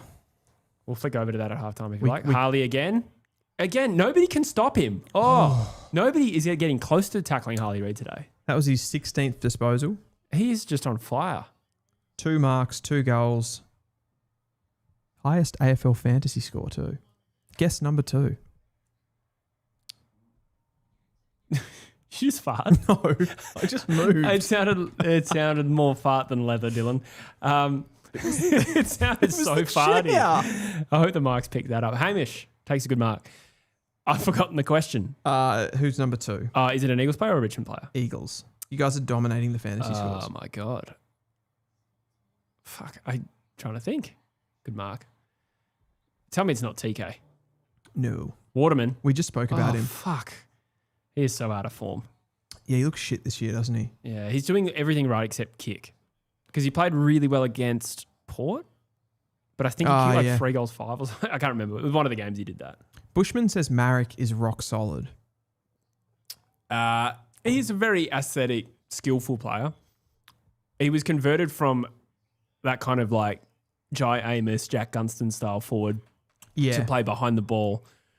And I don't know if his contested game is good enough. You know why this happens though? I talk about this all the time, and I know it probably gets a little bit of a boring conversation, but that guy, like that type of player, doesn't get picked anymore in that position. No. So you get the Hutchinsons, and they recruit them because they're mark. talented, but then they don't, for whatever reason, they seem to struggle to. Because I think like Marich, like you said, he shows a lot on the ball, but it's probably the other stuff, right? Like he doesn't really use his size or his physicality to impact. Yeah. And he can probably do that as a third tall forward. Gunston's still doing it, but not everyone's got the craft. Yeah, a forward wingman where he doesn't, it's not expected of him. His goal sense is really good as well, like as we just saw. Like that wasn't a shock that he kicked that at all. No. So I think he's played out of position. And West Coast are crying out for forwards, and yet they play Hutchinson, Marek, and Dewar behind the ball. Richmond have hit the front. Yep, that was a really strong mark from Noah Bolter. Speaking of players that you don't really know what their exact position is, I've seen him play. I reckon before the suspension and all the stuff that happened in the off-season last year, he looked like one of the most impressive tools in the competition, like up-and-coming tools. I feel like he could play both forward and back equally as well. And looked like with this rebuild that he was going to be like such an important part. And then he just went off obviously all of that stuff happened. He went off the rails. He was really poor last year, even in the games that he played. And he sort of carried that into this season a little bit. Yeah. Just don't know what he is. True. Playing forward right now. Yeah, playing forward on Tyler Young now. So a bit of, got some versatility, Richmond. Yeah. From that point of view. Yo cannot drag the ball out of the centre. Harley Reid is just, I think he has thrown that, to be fair. Yeah, that was bad. I was going to say he's doing as he pleases, but he makes a skill error. I actually felt that wasn't a throw. Like I felt it was more of a like a skill error where he went to pick it up and he actually fumbled the ball. Yeah. Whether you call that, I think you Bolter still pay again. Those. Wow. And this will be the biggest lead of the game at halftime, I reckon. 10 points if he kicks this, which he will. You worried? I don't feel confident about the way this game's going. I think we end up behind. so losing then. Yeah, I think one way of looking at it. Yeah. Oh, I know exactly what you mean when you say that though. That's how I felt about the Giants game. I felt we were playing well in the game, but I'm like, we will end up on the wrong side of the ledger, aka losing the game. Has this been paid 50? No. No, okay. I don't really know why. I feel like Richmond is staying in front longer. Maybe that's just what it is. And I feel like when we get the lead, we lose it so quickly. This is also going to make it 10 points, which is the biggest margin of the game. So I feel like we shoot our shot and then we're unable to stop them. So here he goes. He's missed. No, he got it. Jeez, it was shallow. It was didn't give that a lot of air at all. Shallow still counts. That's my motto. Exactly. That's what they all say. We've got a few comments coming through here. Birdman says Harley is mid with his disposal. I think this is off the mark because I think you got to look at where he's getting the ball. Clearly, I don't know what the numbers are, but I feel like he's clearly been the Eagles' best contested player today. Yeah. He's getting the ball. He's winning it. He's absorbing those tackles. He's winning it violently as well. He's winning it really, really violently. He's taking tackles. And to absorb all of that pressure and then to hit targets is an incredibly difficult skill. I see what that person, and there is that discourse around Harley Reid, and I get what you mean. There are times where you're like, oh, there was one inside 50 just before and he snapped it and he just didn't hit the ball right. There was that fumble, which was a throw. If he got on top of that, he would be unstoppable. Yeah. And that's probably the only part of his game. And Dustin Martin perfected that at the end of his career or when he got into his prime. That's probably Harley Reid where he's got to get to. Yeah. And he's the primary mid, the number one mid as well. And he's so used to not having that much time. He probably doesn't work on those things as well. So I can understand why his composure has probably dropped off in recent times. Or it hasn't. It's probably not that it's dropped off. It's probably just hasn't kept improving. Sure. Yeah. But as a junior, I felt like he probably was prone to the odd clanger, but his best kicks were really good as well. And I still see that at AFL level. His ball use can be really penetrating. Yeah, he can, absolutely, when he's got that time and space. But you can imagine even like yourself when you're playing football and when you're in those contested situations and you're either tackling or you're being tackled and then to dispose of the ball after those big efforts, you're exhausted. Yeah. Yeah. So it's difficult. And I think he'll, as he has more experience in those situations, when he was playing juniors, his confidence would have been ridiculous because he was just dominating so much. So that knocks it out of you a little bit when you get to the AFL level. Rogie's given us a super chat. Thank you so much, mate. I will read this super chat. Actually, I might save that for you. I'm just kind of reading it to myself to see if it's a... I'll read it now. Rogie says... It's an MSD shouts for the Pies. Yeah. With I think it was a Palpatine or Star Wars thing? Is that what you... No. I just wanted you to be here for it. Oh, okay. With the heartbreaking news that Reef McInnes has done his ACL on the other knee, mind you. I didn't actually know that. Any mid-season shouts for the Pies? I'm happy. In happier news, Bobby Hill kicked another 3 goals on reduced minutes. That'll be massive for Collingwood if they can get Bobby Hill back. Absolutely massive. I need to go into my Google Docs here and have a look at my mid-season guys. Bailey Lloyd was one that impressed me in the Young Guns game from the VFL. He's from Frankston, a small forward, 175 centimetres. Tom McGuan. Anyone for Tom McGuan? You'd almost have to expect that the Pies are not going to pick up Thomas McGuan. He was really good in that game. I still think he does lack some AFL attributes, to be honest. Like, he's a very skillful technical player, but when it comes to that burst of pace, the step around contest, I feel like he does lack. I don't think the Pies are going to go after a player like Tom McGuan if they didn't just draft him at the time. I'll go into my notes. Bear with me here for a second.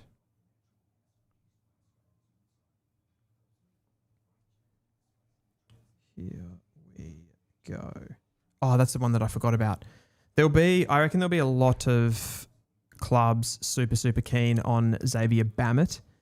So played for the Sandringham Dragons last year. I thought he was going to get drafted last year because he's a good contest player. He doesn't have an enormous amount of speed, but he's got a lot of power, and his physicality was always really good. And his contested footy was really, really good. But he seems like he's added that first step of pace to his game. He's moved from a wing role that he was playing at the Sandringham Dragons last year. At North Melbourne VFL, he's playing as more of a forward. He's taking a lot of marks, but his ground level game is really, really strong, and he's got that burst through. So he can win the ball at stoppages, kick goals from stoppages. He can play as a bit of a lead-up forward and a medium forward. And I think you could use him in stints through the midfield as well. Runs a 2K time trial in sub 6 minutes, so he's a ridiculously good runner. He'd be somebody that a lot of teams are looking at. I'd probably expect that Bammett might go in the kind of first 10, though, of the mid-season draft. So I don't know where Collingwood are going to come into that. I haven't had a good look at the mid-season draft yet to see who actually has picks. You guys will have one. Sorry, what's that? You guys will have mid-season picks. We've got minimum 2. Minimum 2. It could stretch out to 4 or 5. We've got a number of TBCs that could easily be season enders. I know the Bombers don't have one. They don't have one. Yeah, right. Well, they probably got greedy. Well, they were greedy last year. Well, they took... I said greedy. It was an injury crisis. Yeah. I mean, they cut Oscar Smart, but they've kept the other 3, right? Blackerson, May and...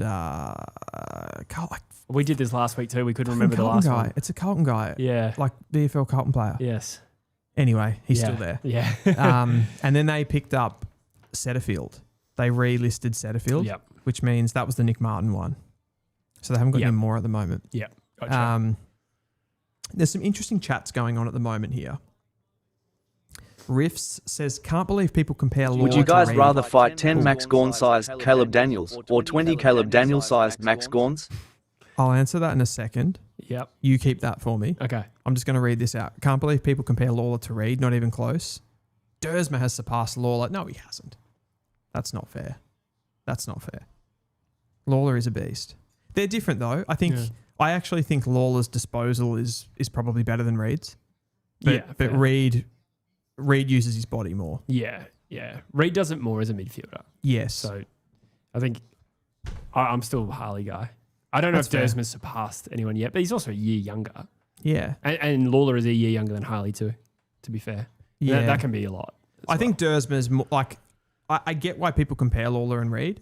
I don't really, like throwing Dersma into that's a bit different, isn't it? Because he's a completely different type of player. That's right. It's also been 7 games. So getting back to the sideline chat, would you guys rather fight 10 Max Gawn-sized Caleb Daniels or 20 Caleb Daniels-sized Max Gawns? You'd rather fight 20 smaller players, I reckon. Oh, but Caleb, this is still an adult man. It's not a very tall one. Not a very tall one, but probably way stronger than you. Yeah. Like, let's be honest. And it's not like I'm super tall. Yeah. Fair. How short is he? He's 169 centimeters, I reckon. 167, actually, I think. 160. Yeah, he's particularly short. That makes him 5'6". Yeah, he's like Marlon Neocleus areas. Yeah. Which is extremely short. But yeah, no, I don't know. I'd probably lose both. Who would I rather fight? Probably the small guys. Yeah, a bit more of them. I feel What's like the you'd other lose one? either way. A Max Gawn-sized. Well, Max Gawn-sized Caleb Daniels, 10 of them. That's a terrible fight. You'd rather fight 20 smaller guys. But there's only one guy. Is that 10 or 20. You're losing either way. Just how do you want to go down? So 20 little guys or 10 big guys? Mm. Yeah, the little, because they can't all punch you at once. No, so that would be impossible. Yeah. Peep show reference. Couldn't do it again, could they, Jeremy? Yeah, I'm a big Lawler fan. Like, I'm not having the Lawler hate. Lawler loves junk time goals. Nah. It is quite damning that Richmond could beat us with the injuries they have. Wow. We have some of our own, but not to the extent Richmond does. And they have some of their better players out as well. That's correct. It's pretty damning if West Coast lose this. I completely agree. I don't know how they beat Port Adelaide at Adelaide Oval and then lose this. It doesn't make any sense. And they beat North. That doesn't make any sense. Beat North. I do feel like in that game against you guys, though, we were smelling our own farts in that game. Yeah, well, as fun as that is. After quarter time, we came out, I think, serious. And then we just thought, this is pretty easy. Yeah. Like, this is good. We were actually playing well too, though. Like, we were hitting targets. Like, imagine this game, but we were hitting targets. Your first quarter wasn't good, though. No, not the first quarter. No. That's what I mean. Yeah. And I think we just thought it was going to all flow together. Yeah. We forgot that you actually had to apply yourself for the entire 4 quarters. Yeah. I'm not saying that's the only reason that we lost. You guys were good. But yeah, it's hard to get a read on those things when it's like this team beat these guys and vice versa. Yeah. Yeah, I know. It's just funny how this works out because I don't even think West Coast are playing super badly. This hasn't been that embarrassing, but they still find themselves 10 points down. I mean, both teams make kind of unforced skill errors consistently.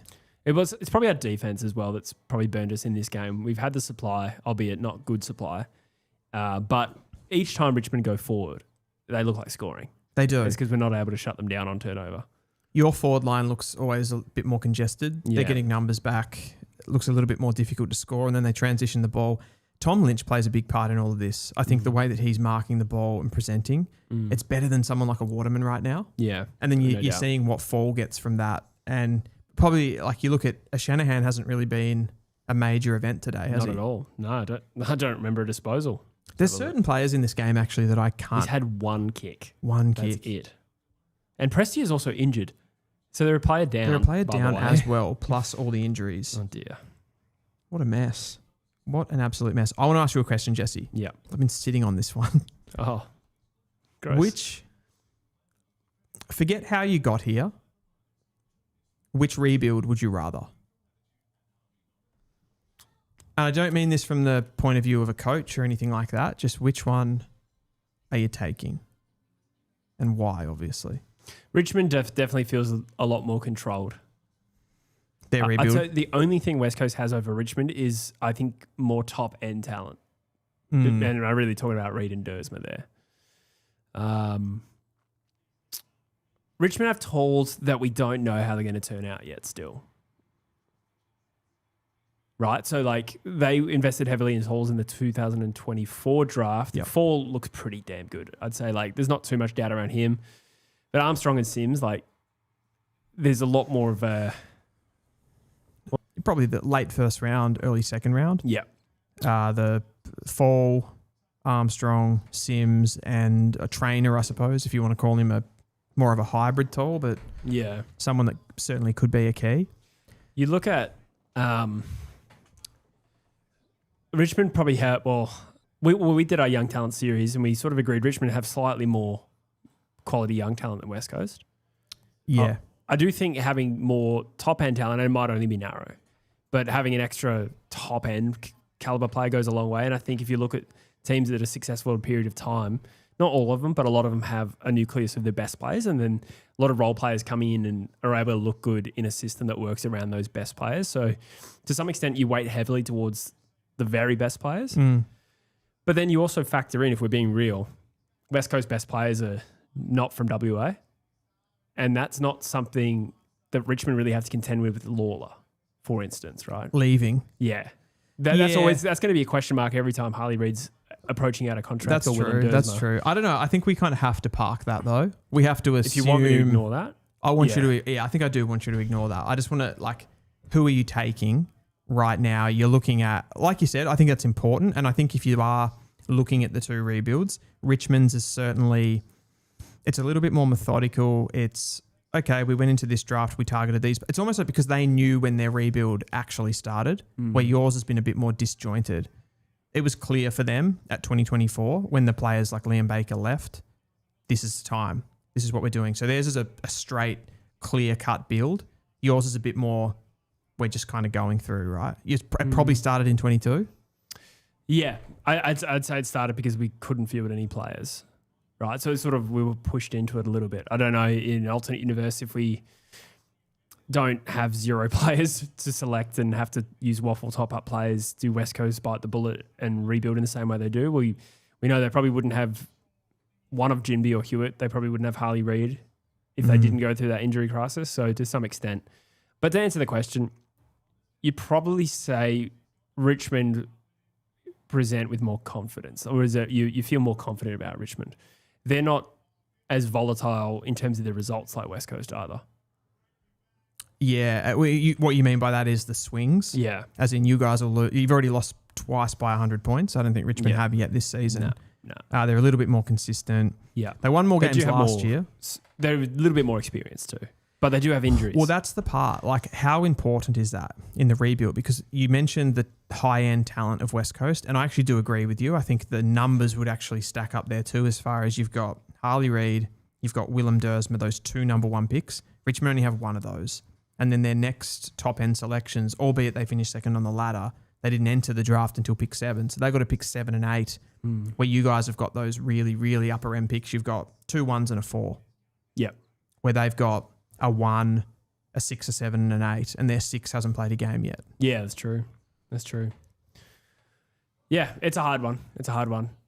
Like, it really depends over the next few years how these kids develop.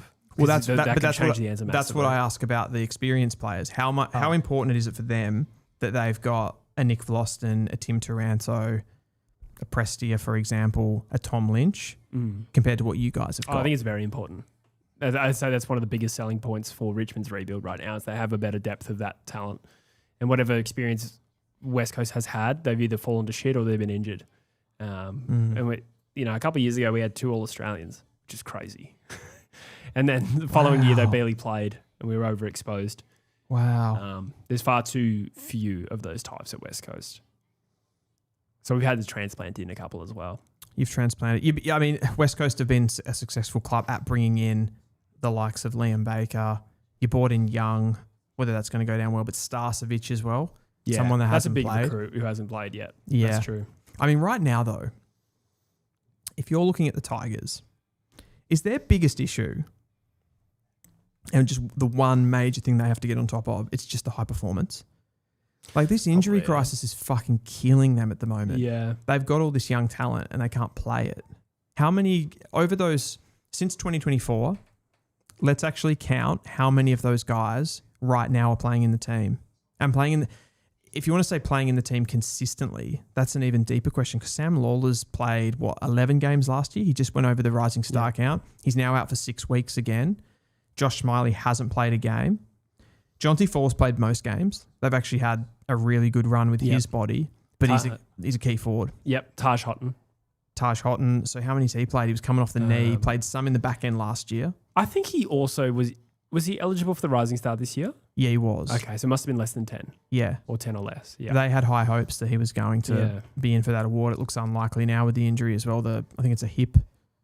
Yeah, I can't remember actually. Stress fracture or something like that. You move on. Luke Trainer's been largely available. Yep. So really, they've had a bit of Lawler, a lot of Fall, a lot of Trainer, nothing of Armstrong essentially. And Sims, he's pushing back into the picks a little bit more. He hasn't been able to get into the team either. Cummings been injured. They've had a good run with Grill. It's probably a less than 50% strike rate. Yeah. I reckon if you added up all the games and availability for those players, they wouldn't have had much of they'd have a less than 50% run at those guys being available. Yeah, that's a good point. And something you factor in. And I suppose that what we'll tell over time is in 2 years' time, how much will those missed games come back to bite Richmond just how the team looks in 2 years from now. Because some of them could have had 50 games under their belt, if not more. I think that's you can take that for granted when you look at a team like West Coast where Harley Reid, although it hasn't been completely linear for him, he went, I'd say his first season really hit the ground running. And then in 2025, you could say that he plateaued, but there was some context there, playing a difficult position, but at least he's played.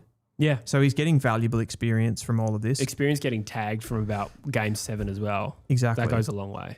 And that's why you can see him in a game like this. He comes out of stoppage and he's the man. Like, he is their guy. Totally. And there's something in that. And I think that's important. Like, if you look at guys like Duff Tytler's not setting the world on fire, but he's a 200 centimetre player. He's getting games. Yeah. He'll learn. Exactly. Dersma the same. So that's interesting. He is kind of setting the world on fire, but. Can I just say, Brent Staker has had a massive glow up later in life. Later in life, my God. I mean, just post-career. Right. I didn't see him then. This is the celebration of the 20-year anniversary since West Coast won the premiership. We got a couple of super chats I want to get into. So Startup Diaries, thank you for the super chat. No message attached as far as we can see. But thank you so much, Startup Diaries. There was another one. Or maybe I'm thinking of Sideline. Oh, Sharpie, thank you so much, mate. Says West Coast have gone in too small in defence, needed Bazzo. That's a fair point. Dropped Sandy Brock, brought in Tom Cole, went shorter. And it has been in the air. You've been screaming out for Bazzo. Yeah, he's been best in the waffle like several weeks in a row. Do you know why they're not going with him? I don't know the answer, to be honest. Interesting. It's not as though Tyler Young's been absolutely killing it and is undroppable. Yeah, or Sandy Brock. I would have thought. Yeah, I was surprised by that. But that's a really good point by Sharpie. We got a sideline chat as well. James on top says, Lawler is being managed terribly. Richmond have an abhorrent injury list, but he particularly stands out. He has the potential to be one of the all-time greats, and his career is being screwed around. Also, the fact he isn't getting more midfield time is ludicrous, given how poor our midfield looks. He's a future starter is being completely mismanaged, and this is coming from a Richmond supporter. I would like to, when you say that he's being mismanaged, are you talking about the fact that he's not getting more midfield minutes? Is that what you mean by that? Because I can understand the hesitation with them just throwing him into the midfield a la Harley Reid, because that can be really difficult. Absolutely. And you got to manage his confidence as well. I don't know, I think people forget how young these guys are. Yeah. A lot of the time, like Lawler looks like a man, but he's kind of still a kid. He's 19, isn't he? He's still a kid. Like they're allowed to make mistakes. I know it's a professional league, but rebuilding teams need to get games into these guys. They'll make mistakes at the highest level, but I don't think you could have a better start to your career than Sam Lawler. Like there's not much. How high do you want him to go? He's averaging like 11 player rating points. I don't know. I think, I'm not sure why. He means injury, they're saying. Yeah, okay, injury. Okay, so you just mean probably, I suppose. But if you want him to play more midfield, wouldn't that be managing him worse from a body perspective? Yeah, I think that's overrated. Spending more time at centre bounce for the development. Oh, okay. Just tap into that for a second. So the idea that Richmond fans are wanting more midfield like CBAs for their young talent. Oh, okay. Like you'd rather the kids are on the park, but I think it's overrated where they're actually spending time in the midfield. Yeah. They'll still develop. You don't want to overexpose. I feel like that stuff. It comes probably from two areas. I think it comes from the fantasy community a little bit, because they associate CBAs with midfield time, which means more points. There's that side of it, and I also think it's just something tangible. Yeah. Where you can go, Lawler's getting midfield time now. Yeah. It's almost like in a video game, they get more XP if they're at the centre bounce. Yes. But it doesn't really necessarily work like that. Not for their long-term development necessarily. No. Yeah. Bolt is having a bit of a game here. The third quarter has started with 2 minutes in. No scores? Shanahan had a really low confidence set shot that didn't even get close. It scored a behind. Right. He's not having a game, is he? No. That was his second disposal. Interesting. I think it's a really interesting discussion, though. Like these two teams, we talked about it and built it up as the Spoon Bowl, but I actually think there's positives and negatives to both teams' rebuilds.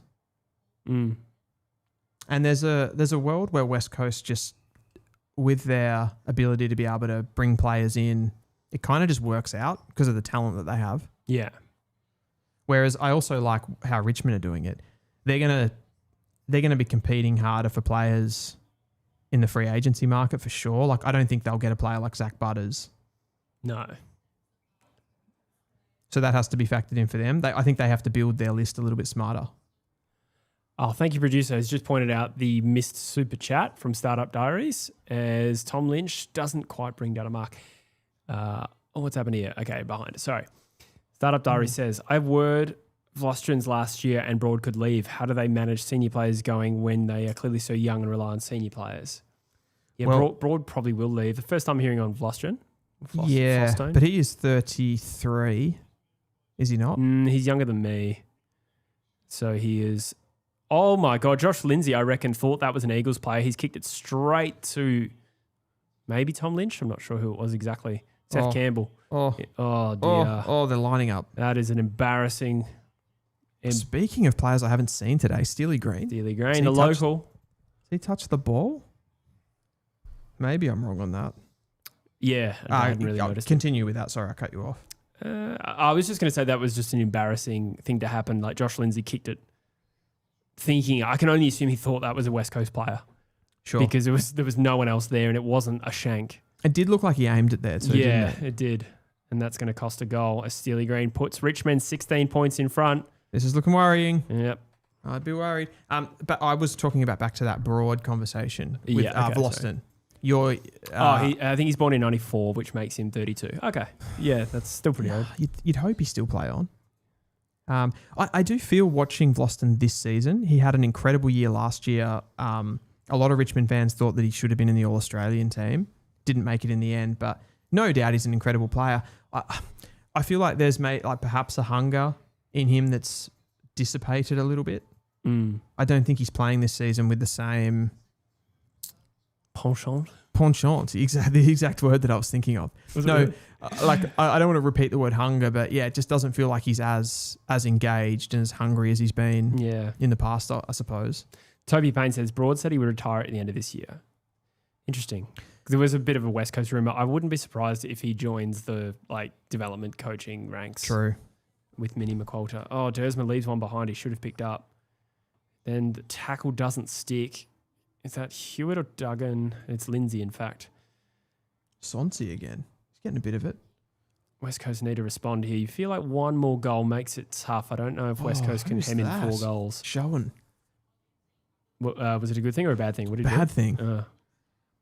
Just left the ball behind. Waterman hasn't had an impact today. Oh, he's started brightly. Doesn't quite impact there. Marek gets some space from the turnover. It's a beautiful kick. It doesn't quite work out. It was a great spoil from Campbell Gray. He's having a really good game. I don't know if you saw earlier in the quarter there. We were talking about something else, but it had a one-handed pick up, and you can just see the athleticism that he has. He's very limmy. He is, yeah. They call him Biscuit. Limmy. Lim Biscuit. Oh, Lim. It was a good kick from Marek. It was just a really good spoil. It's a Falcon. Close-up Falcon. Bailey Williams smashes it forward. Grill tries to fend one high. I hope they don't pay that. No free kick pays. I thought they would have paid that. Just because he followed through so much. Well, that's true. He definitely threw the shoulder up. Harley, I know he did to begin with. I feel like Harley sometimes, though, like it's this action. Yeah, right. That's where I thought they'd pay that. That's fair. That's a free kick. Yeah. Okay. Eagles just a little bit impotent, is that the word? McAuliffe again in the back line, hacks it out to Liam Baker, takes the intercept mark, gives Lafau a bit of a whack. Baker's had a couple of touches at the start of this quarter. I just feel like he's gonna lift.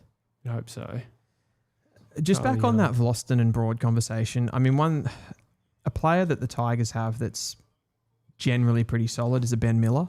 Yep. And they've just got him back there. And I suppose they would hope, I think they would hope Vlosten went on for at least another year. Mm.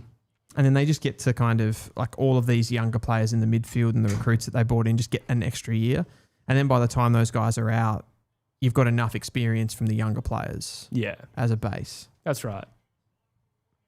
Here we go. Gibki's getting re-injured again. That doesn't help. Oh, gee. When you're looking at defenders in particular. In a way, he's the embodiment of everything, isn't he? A top 10 pick from 2021. Yep. Pick 9 or something. I reckon. Yeah. I reckon you could draw the injury crisis at Richmond as much as it's at its highest it's ever been right now. Like, was this not the same? There's a bit of Groundhog Day here where this was happening in like 2022 or 24. It was 24, was it? Yeah. Okay. Waterman's kick from the boundary line does not score. But Gibkiss has been perennially injured. He has, yeah. Yeah. I still reckon this injury crisis isn't what it was. I reckon it was still worse than 24, but it is only early. I reckon they had like 4 or 5 ACLs that season. Yeah, they did. That was Lafau had one. Gibkiss had one. Young. Yep. Can't remember who else, to be honest. No, but they had other stuff going on. Campbell never did one, did he? South Campbell? I don't think he did an ACL. Richmond waltz it very easily into their back half, and 5 Eagles failed to get a hand on that as Tom Lynch drops the mark. High. Gee, they're not paying the high tackles. That was high. I feel like this game is going one way. I'm worried about your ability to score. Yeah. Tresice gets a snap out of the forward half stoppage. Oh, jumped to full. I feel like it's more likely to blow out than it is to be a West Coast win. I feel like you're a pessimistic West Coast. Do you not agree? That's the vibe I'm getting. I don't think West Coast look close to...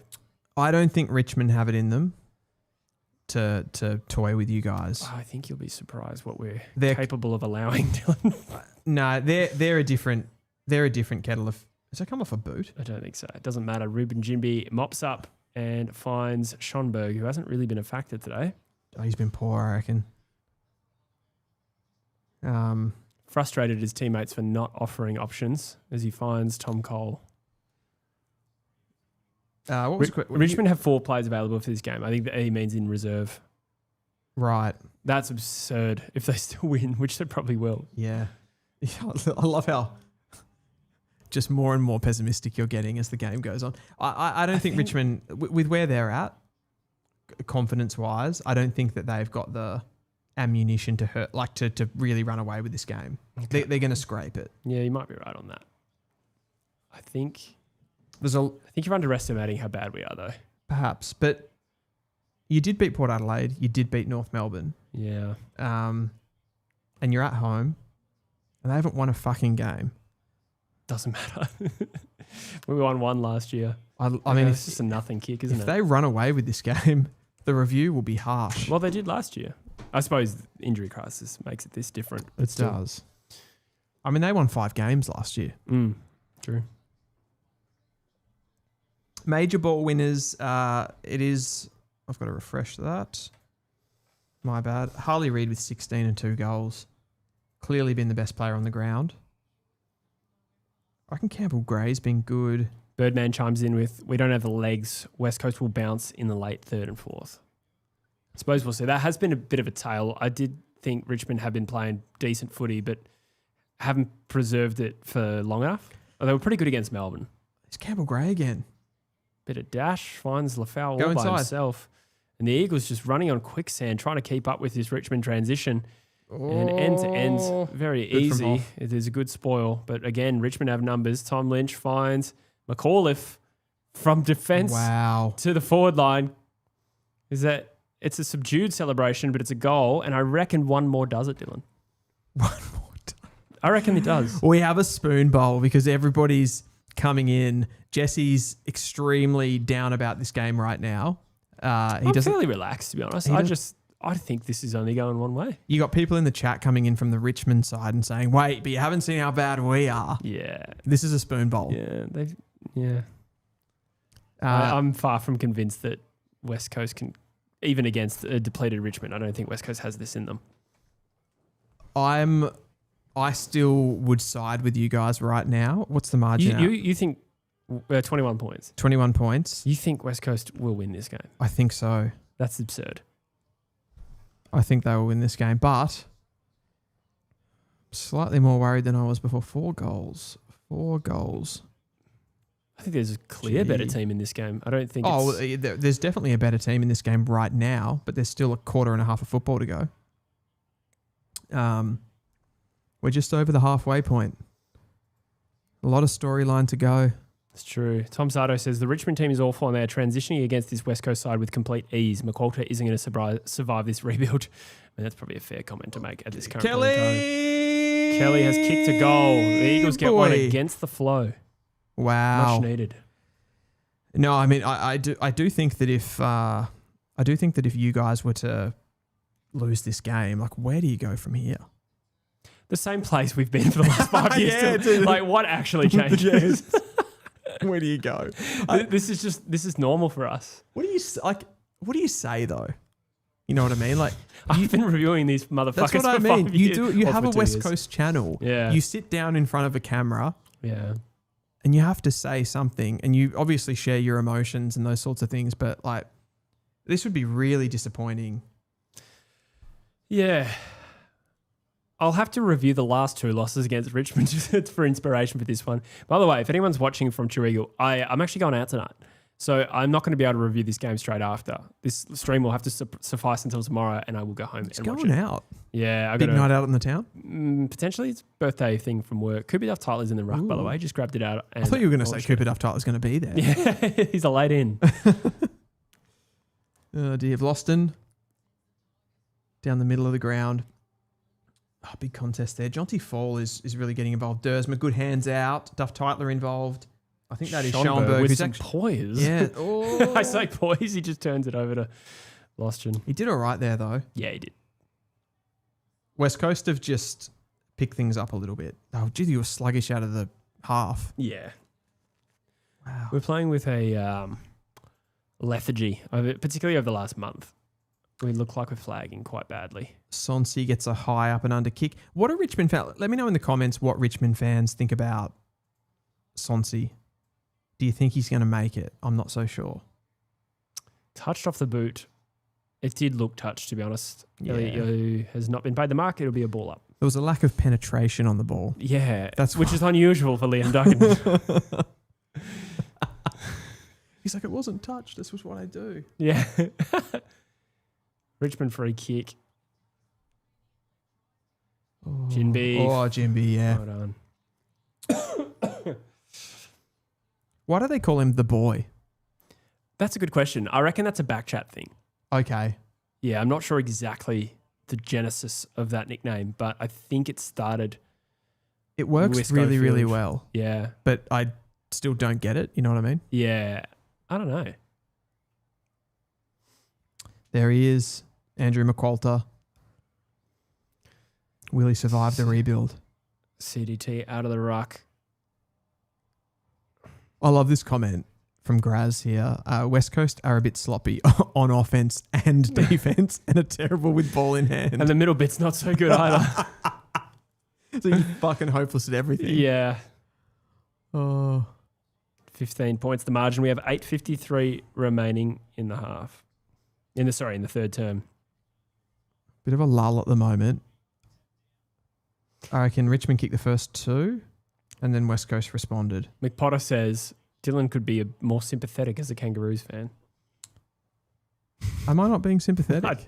No, I think you're just being neutral. But we need some sympathy. Yeah. Keep it off tight. It's just been lively in the last couple of minutes. Get his hands on the ball. I suppose all I'm saying is that you do get yourself, when you are a bottom team, and I know this feeling, you get yourself up for these games because they're extremely winnable. Oh, it's a great kick from Dersma, but Owies slipped over. Oh, Was it Owies? it's a goal. No. No. I don't think that was Owies, actually. No, I always kicked the ball after the person slipped over. Didn't you? Yeah, I don't know, but I really hate that. I get really irrationally angry when players fall over, Yeah. which is a bit unfair. But Liam Duggan does it so often it has to be deliberate. Yep. Well, it's always that thing when you're playing like junior football and stuff, isn't it? Like you kind of, sometimes you do end up going to ground. Oh, North. Oh my God. We've just had some news. We've just had some news pop up on the screen. Is that a minute to go in the? No, it's a minute into the third quarter. Yes, a minute into go. Wow, that's North Melbourne. wow. We aren't shit anymore, Jesse. No, clearly not. We aren't shit. No, you really built into this season. I don't know if I thought you were playing great footy in the first month or so.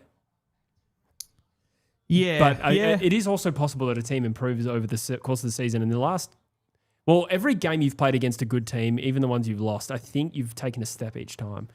I think even like the Port Adelaide game, I know a lot of teams have beaten them, I forgot about that, actually. but we flogged them. That's true. I did forget about that for a moment. Oh, that's a free. Yeah, that was high on Duff Tyler. Faux show. Barnesy says, how do you compare Harry Van Hattem to Cooper Duff-Tytler? Who is the better talent? Really good question. The last part of that, who is the better talent, is a very interesting question. It's easy to compare them. Duff Tytler is Campbell. Oh, no. It's a Oh, behind. gee, I thought he kicked that. I really thought he kicked that. So, Harry Van Hattem, much more of a typical ruckman. He's a bigger frame, like just an overall bigger body. He's about 5-6 centimeters taller. Probably the one thing that's different about them is that Harry Van Hattem is actually a better jumper. He's got more of a vertical leap than a Cooper Duff-Tytler. But Cooper Duff-Tytler's a lot more cat-like at ground level. Yep. So he's more agile, better on the ground ball. I was about to say better kick. Harry Van Hattem's a pretty good kick as well. They're both a good kick. But certainly Duff-Tytler's more of that modern-day 200-centimetre player, more of a Luke Jackson, I would say. Whereas Harry Van Hattem is more of a traditional type ruckman. Yeah, gotcha. If you want to play a comparison. A fair bit taller too. A fair bit taller. So like what's Max Gorn? 209. Yep. Van Hattem's 205. He'll grow. I think English is 208. So I reckon Van Hattem will be knocking down the door of those guys. And again, that's going to help him out a lot from A strong mark from Shanahan.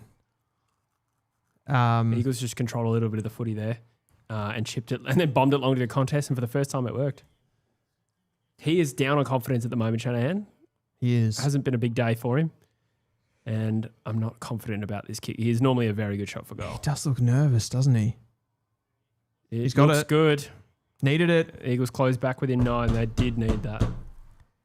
Man Without Plans says Van Hattem equals Tim English. Yeah, I did actually do a post where I compared him to Tim English. I think he's more physical than Tim English. Yeah. Is he as mobile?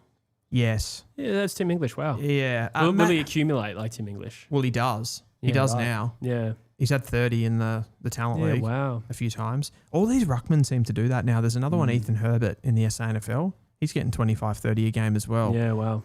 I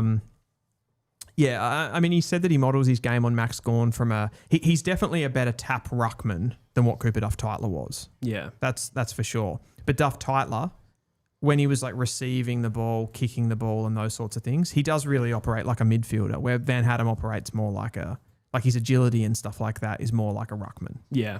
But I think if you're recruiting, if you're drafting Harry Van Hadem, you're going, this is our ruckman. Where Duff-Tytler, you're a bit like, he might be, but there's a bit more to take place there. Oh, nice handball from Kelly. That was good play. The Eagles go inside 50. Again, Shanahan gets front position. The ball gets knocked out and Richmond mop up, as they have done pretty well all day, to be honest. McAuliffe again. Yeah, he's racked up. He's also butchering it, with all due respect. He's getting the ball and hacking it. Man Without Plans just said, what do you guys think of Dyson Sharp and Sully?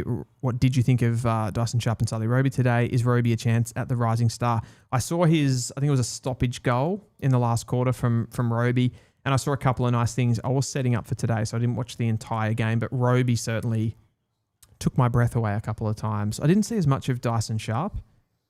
He's obviously had the injuries as well, so it's kind of transitioning into things. Did you catch any of that game, Jesse? I did. I was sort of like having lunch preparing for this show as well, amongst other things. Oh, McCarthy's handball's not good, and Richmond. Oh, no. Oh, they're going to go end to end here. Tommy B. Oh, good decision. There you go. Richmond make West Coast pay. We're about to anyway. Lafau lining up for a gettable goal. This would hurt. This would hurt. 4 minutes in the third quarter. Oh, West Coast Waffle team is getting pantsed as well. By whom? East Perth. They've won 3 out of their first 4, so they're getting a bit of a crash back to reality today. Because no Matt Owies. We have 108 on the chat now, Jesse. We do. Thank you so much for being here. We also have 15 on sideline. Oh, the fouls shanked that. Shanked. 15 on sideline. Yep. Thanks for joining us, guys. Absolutely. And we're back to a 10-point margin. Cody Walker played VFL for Carlton today. 25 touches. I think plus 5 clearances as well. Wow. He looks like he's ready to AFL go. ready. Yeah. Yeah. I reckon with Walker and Jagger Smith, they'll get like such an instant impact of players just kind of being ready to go. Yeah. Over the next 2 to 3 years. The Cats have just nudged in front as well, by the way. Can you guess the highest ball winners? One from each team. Top 2. Who's your highest? He's really come into the game in this quarter. I would have thought Kelly. Yep. Yeah. He's had 20. He's had 10 this quarter. Jeez, I haven't really been paying attention to who's winning the ball for Richmond. Cooper Duff-Tytler goes inside 50. Is it a good kick? It's a terrible kick. Oh, that's bad. West Coast ball use is insipid. He just I thought he did the right thing there because he was going to go for the handball over the top, and he balked, and he made the right decision there. But then he just stuffed up the kick. What's happening here? Milano. Yeah. Sharpie says, "Is there? Thank you for the super chat, Sharpie. Is there a chance Cochrane or Walker have bids that can't be matched?" No. Well, okay. Let's go. Walker, no. Walker's a done deal. Yeah. They've organised around that, and they've got what did they get off Sydney for Curnow? Yeah, they got a future first. They can only use the 2 picks, so it'll be pick 18 right now because Sydney's on top of the ladder. I think there's some jeopardy around Cochrane because Port Adelaide, I mean, where are they going to finish for starters, Port Adelaide? Yeah, so I think, roughly like pick 6 plus 24. You're just speculating there on their finishing position? Yeah, they finish bottom 6, which may or may not be the case now. They've played a really good patch of 3 weeks. Yeah. But even if you say pick 6 and 24, I actually ran that through the calculator and it came about 800 points Is short. that with a discount? No, before the discount, they're still 800 short. They'll get a 10% discount, which will make them 500 short, which will impact their future first. but I think they can still match it. I don't know if they're allowed to. And then there's the butters part. Well, exactly. Yeah, that's a good point. Yeah. Yeah. So, is there a chance? I suppose. I think they'll end up at their clubs. I think they will. There's no way Port Adelaide, under any circumstances, don't match. But do they fit it into the buckets that they need to fit it into? Maybe not. But yeah, I think they'll be okay. I think they'll get it done. They'll be able to trade future assets and stuff like that to get the points. But it's certainly a lot more difficult than it was. I mean, I did a video during the week on the rule changes and just some of the picks, like the trade between Gold Coast and Richmond for Dan Rioli, which sent picks 6 and 23 to the Gold Coast. 6 and 23 went to Richmond. Right? Sounds about right. Yeah. For Dan Rioli. And what came back in return was like just a bevy of later picks that they used on their academy guys. That would have been the Lombard draft. Yep, 24? Yeah, in 2024. So, yeah, it's interesting. It's going to be a lot more difficult. I think the rules overall are positive, but you're obviously if you're Carlton, there's no doubt, if you're Carlton or Port Adelaide, you're pissed off. Like you are. We have 1:13 remaining in this third term. You get the feeling that this is West Coast throwing everything at Richmond and they're not even getting close to... Well, I mean, I think they've leveled this quarter. And that is a huge red flag for West Coast. This is the absolute best they're throwing at Richmond right now. It just looks so hard to score. Yeah. Well, when you can't kick the footy, that's what happens. Yeah. I don't know if it's immaculate defence. It has been pretty good defence, but the ball's not coming in well. I mean, you're almost beating them in every facet of the game. It's crazy. Jake Waterman has taken a mark at the top of the goal square, and this will cut the margin to 4 points if he kicks it. He is no guarantee from here. They have got you by +2 in contested possession, so pretty even there. You've got more uncontested footy. They've had more turnovers. You've intercepted the ball more. Time in possession is with you guys. Feels like we've had a lot of the play. It's just that the ball, we're doing nothing with it. We look hard to watch when we have the ball, and then Richmond go at the other end and score efficiently. It really does feel like in this game they're giving up a lot of territory. I don't know if that's... Like maybe with the Prestia injury, that's affected them from clearance, and then they've sort of just set back a bit. But they're flooding back really well, and it looks. I mean, you've got that mark from Waterman, but that anything could have happened there, really. Like, yeah, he needed that goal too for his own confidence. What's the margin now? 4 points. More confident now? I'm more confident than when it was like. I think I said one more goal to Richmond does it, and that would have put it at 27 points. I don't think with where Richmond are at, though, they were ever going to just run away with this game. I agree against any other opponent. Yeah. I reckon West Coast might have shot their load here, to use a disgusting term. I'm so sorry. But I reckon West Coast is throwing everything at Richmond, and I reckon it'll turn again in the last quarter. People saying North Melbourne are back in front. We are. Yeah. 12 minutes to go in the third quarter. We have a 1 point lead. That is 3/4 time, or about to be. No, they're going to throw the ball in first. I was going to say, I'm going to go Tinkley. Would you like a top up? Oh, I'd love one. Thank you, mate. No worries. Guess who's the top? Those are separate actions, by the way.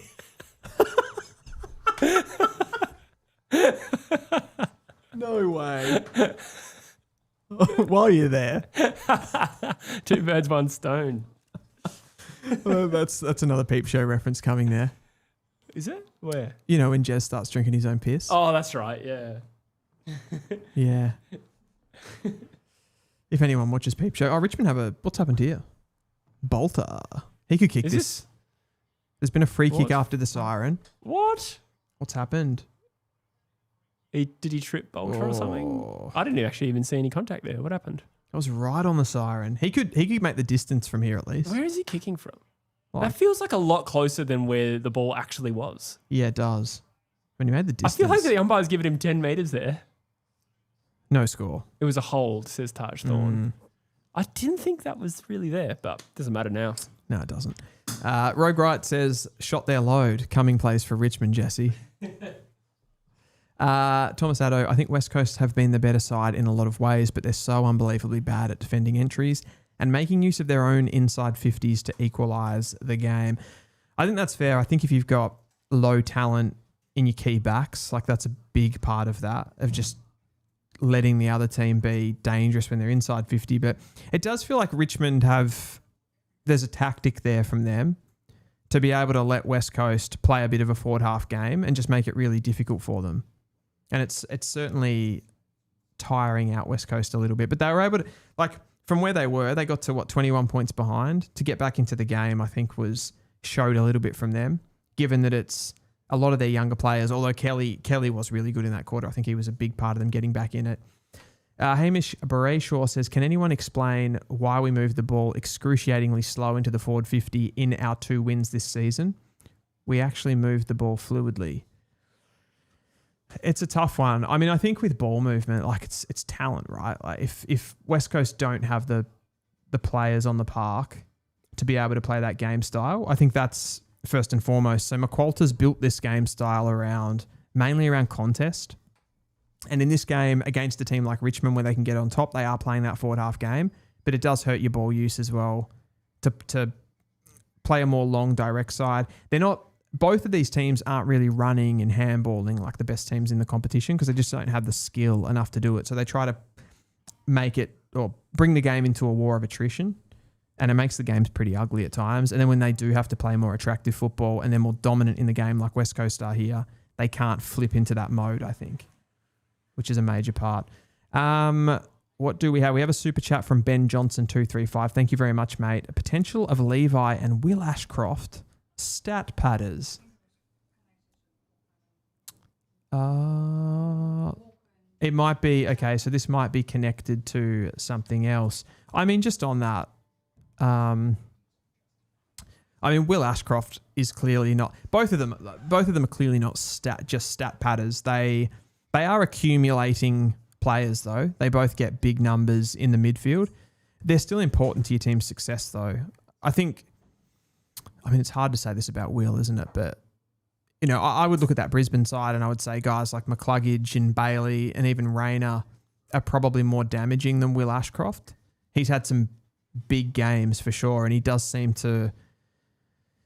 He really comes to play in those big matches. We've seen him on grand final day when there's a medal available. He gets involved. I think there's an argument, though, that he wasn't even the best player on the ground in both of those games as well, but he's clearly a big game player. But there's more damaging types in the competition for sure, but they still help you run out a 4-quarter game, get the disposals, get the clearances when you need them, and connect large parts of the ground as well, which, not necessarily... Someone like a Zach Bailey, who's so damaging inside forward 50... can break a game open for you. I think back to Rayner in that. I think it was a semi-final last year where he just went absolutely nuts. So it might have been the prelim. That might have been the prelim against the Cats, was it? No, they played the Pies. Yeah, played the Cats on grand final day. Yeah, of course. Against the Pies. But yeah, Cam Rayner breaks that game open. I think they're more...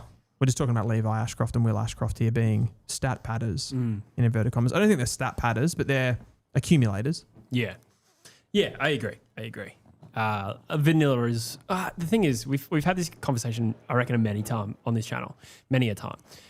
And you kind of feel maybe vanilla is the word that comes to mind. And then Levi Ashcroft steps someone on grand final day and bombs it from 55, and Ashcroft kicks mercurial goals all the time. Yep. So I don't even know if vanilla is a fair term, but I guess the impact per possession is lower. But when you have that many possessions and they are good accumulators...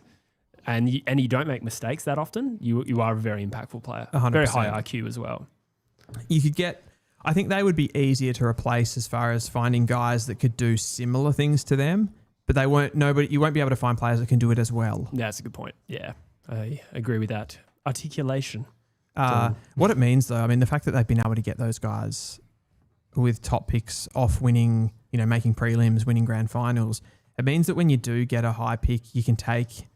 Like, if you look back to the beginning of their rebuild, like they took Rayner, Bailey, those types, and then their team's still balanced, even with taking those types high in the draft because they got them in as father sons. Yeah, that's true. Ultimately, and then Annabelle comes through. Annabelle's barely played.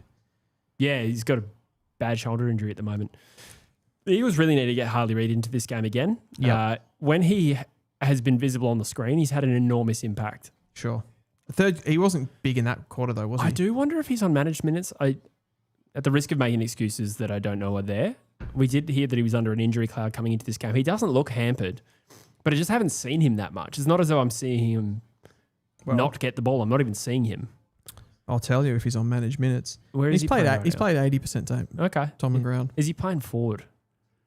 He only had one clearance in the third term. That's possible. He's in the forward line at the moment. He's been at most centre bounces. That's him there. Sorry, he's there. Okay, no, then I don't understand. I would say that the biggest centre bounce group that I've seen is Kelly, what it is now. Yo, Kelly and Reid. Yeah. The Eagles get a free kick out of the centre. Yo with a very penetrating kick to 20 metres out. Waterman doesn't quite bring it down. He gets the handball out to Schonberg. Can he find a target? He finds Hewitt, who finds Yo again, who steps. Nice step. Vintage Yo. Is it a goal? Oh, it is. That looks good. It looks The good. Eagles hit the front, and look how fired up Elliot Yo is. God, I love Yo. Wow, that was a floater. I love seeing Yo like that. What's that? That is a sound effect, I reckon. Yeah, Awesome distant rain. No, there's no sound effect. Oh. Producer played that. What? Using sideline? Oh, well done. I like it. Beautiful. It's getting wet up in here.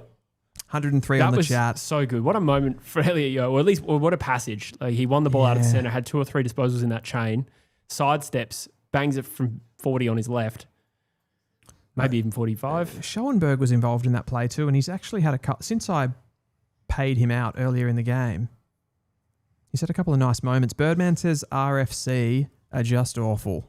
He's a Richmond fan. I mean, West Coast fans are saying they're awful. Richmond fans not feeling good now. The Eagles have just hit the front. I feel like this game still has a close game written all over it, to be honest. Oh. Harley just miscalculated that pass. McAuliffe gets it out to, I want to say, I don't know, is it Burton? Yeah. It's a bit hard over in that sun there. It is. Kicks I'm it to getting worse with identifying players. Earlier today, and I do know the difference between these two guys, but I think Peter Wright took a mark on the goal line and I was like, oh, that was good from Mackay. And then I was like, wait a minute. I don't know. It's just this season I've been like that. One thing we didn't chat about at all, I don't know if now, the beginning of the fourth quarter is the best time to do this, but there was this board in the Brisbane and Essendon game that appeared. Yeah. Which had a bunch, it was basically part of Brisbane's game prep where they had a bunch of attributes aligned to players for Essendon. I think it was done, Jay Clark reported that it was done by 50. Sorry, I was giving away a free kick and a 50-metre penalty. I'm not sure if the 50 was against him, but that is such a blow. Does this put him in range? Just outside, I reckon. You'll be able to flood back here though, but not ideal. He's got it to a one-on-one. Shindy does well on Lynch and the ball spins out of bounds. Sorry, continue what you were saying. Yeah, I mean, that's just on Harley Reid for a second there. Like, that's why people do get frustrated. Yeah. And that was a bad time for that to happen. Yeah, absolutely. So the Brisbane thing, I just wanted to chat about it a little bit because it was quite funny, really. So they would have these attributes. They had all the players drawn up and they would have strengths and weaknesses aligned to each player. Oh, Bolt has taken a good strong mark in front of Tyler Young. This will put the Tigers back in front, going for their 11th goal. North Melbourne's also lead by a point, 5 minutes to go in the third. Oh, my God. We're not going to get blown away, Jesse. No, clearly not. So I'm going to read you some of them, Jesse. Go for it. To test your reaction. Nate Caddy, his strengths were listed as athlete, run and jump. Not great wording there, was it? No. From the Brisbane Lions players. Weaknesses, decision making. Tigers back in front. Okay. Big goal there for Bolter. Sullivan Roby, strength, power. Weakness, mid playing forward. Don't know what that means. Why is that a weakness? I guess they're implying he's not a forward. He kicks a lot of goals for a guy who's not a forward. Yes. Archie May, nothing. No strengths or weaknesses. Unrated. Zach Merritt, kick, license, pressure as a strength. Okay. Weakness, selfish. Cordwell's got tough as a strength. And then he's got something there I can't read. And weakness, he's got efficiency and pressure. But that was also a strength. For who, sorry? Caldwell? Yeah, no, tough. Tough right. And then pressure. The funniest one, though, of all of these, going through them, would have been Ben Mackay. Yeah, I saw that one. Ben Mackay just got nothing. He got no strength. Yeah. So they gave him weaknesses, but then they Yeah. gave him no strength. Yeah. Fuck. Harsh. I think it was confidence was one of them. Weaknesses. Confidence, yes. Low confidence. Yeah, there he is. I've found him. Yeah. No strengths and then low confidence. I saw, I actually, watching the game today, the broadcaster at 3/4 time, I forget who it was, said that one of the strengths for a player listed was their girlfriend's name. Yes. I was actually trying to work out who that was. So I believe the players made this board, by the way, not It was made by the players. not Brisbane coaches. Seth Campbell finds some space. You know, he doesn't need much to turn it into a goal, and that's what he's done. Richmond skip out to a 10-point lead. They deserve this win. Wow. Oh, Jesse. Do you not think? They deserve the win. Yeah. Oh, I mean, they deserve whatever they get, essentially. Yeah, but with the amount of players they're missing, and I think they've been visually the better team, I think they deserve the win. I think they've definitely come in with a better game plan here to get the job done. Do I think they deserve to win? I don't think they deserve to necessarily win. Like, whoever wins will deserve to win, I think, ultimately. But they haven't, I suppose what I'm trying to say to you is they haven't won yet. No, but they would, at this point in time, you'd say It's 10 points. they would be the deserving winners. Have more adversity, Sure. and have just looked a bit better across the day. Bailey Williams has been pretty good from centre ball ups. That's normally where he does better, but consider his opponent. Nankervis is out, and Richmond aren't playing a recognised ruck. West Coast on the ball here. Elliot Yo charges through the middle of the ground, but just turns it over. Oh! Ooh, Broad it's drop. very casual from Broad. And Campbell Gray's looked good today. He Missed has. that kick, but well done, Alright. Harley. huge Get the- contest. Didn't really correctly dispose of that. He The umpire's didn't. given him a bit of a license, and Malachi's turned it over. Behind the ball, they're just so much better than you guys.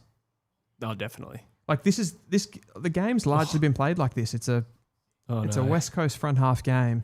Baker caught holding the ball. I love the chat. Like, Richmond fans are like, we're pathetic. West Coast fans, we're pathetic. Yeah, I think everyone's feeling that way about their team watching this game. Oh, Liam Baker's. Oh, the Eagles have gotten out of jail here. Free that kick. was holding the ball. Let's see if it actually was high. I didn't think it was high. Oh Okay. yeah, no, it was high. Liam Baker is not very tall though, so it's quite easy to get him high. With all due respect, yeah. he does. It's kind get of a part of few. the game, though, right? Like, you've got to, like, if you recruit small players, the other team's got to tackle them lower. Yeah. That's the game. Ben191 says Richmond made the right call not getting Mini. Agree with that? Oh, harsh early. I think if you accept West Coast were a basket case when he took them over, it's hard to really expect too much of him so far. I think most people would have said West Coast had 2 winnable games in the first 7 or 6. And they've already won 2 before you even get to the other winnable game. I sort of think it's impossible to judge these coaches on. I mean, their jobs are just so vast as it is, like the different types of things that they have to be good at. But from a tactical point of view, you can't really judge McQualter until I think Richmond start to climb up the ladder. And that's when you can start to say, like, see you if mean he's West Coast? Oh, sorry, what did I say? You said Richmond. I said Richmond. Oh dear, this game has descended. It has. It wasn't a high standard to begin with, and now it's just very hard. Once to there's watch. a bit of fatigue on the game, Tyler it's just, Young, my God, just sailed under the ball. Misread that completely. He has been hard to watch today. Seth Campbell's good, isn't he?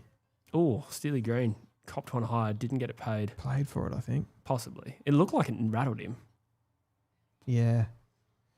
Okay, West Coast just need to Score a couple of goals. they need to score a couple of goals. Build the ball up Merrick, here. Normally a good kick. It's a poor decision Oh. though. And the Eagles could make something out of here. Nah. You've got to say that Richmond behind the ball, like, have been so organised with their lockdown interceptor. Yeah. They've just always had the timing on the guy coming across has been great. They've squeezed the ground really, really well. But yeah, like, I guess what I was saying about the coaches, you can't really judge McQualter until West Coast start to get consistently competitive, and then that's when he's going to be tested and have to come up with game styles. Yeah, I agree with that.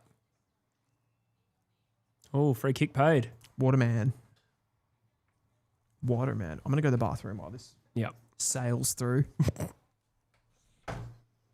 His kicking boots have not been on this season. And Taj Thorne says North Melbourne pull it back to 4 points in the other game. Apparently, Inferno Tree says score needs updating. That is not the case. I can see it on my screen here. We have the score correct. Unless it happened just then. Yeah. No worries. Waterman must kick for the Eagles. Doesn't look good, but it is. Crowd celebrates. Yeah. Waterman is very animated. The Eagles cut it back to 4 points. Inferno Tree says yes, it did. Thank you. Good. We'll need to change again. I'm curious, are neutrals enjoying this? Because I don't feel like West Coast or Richmond fans are particularly enjoying it.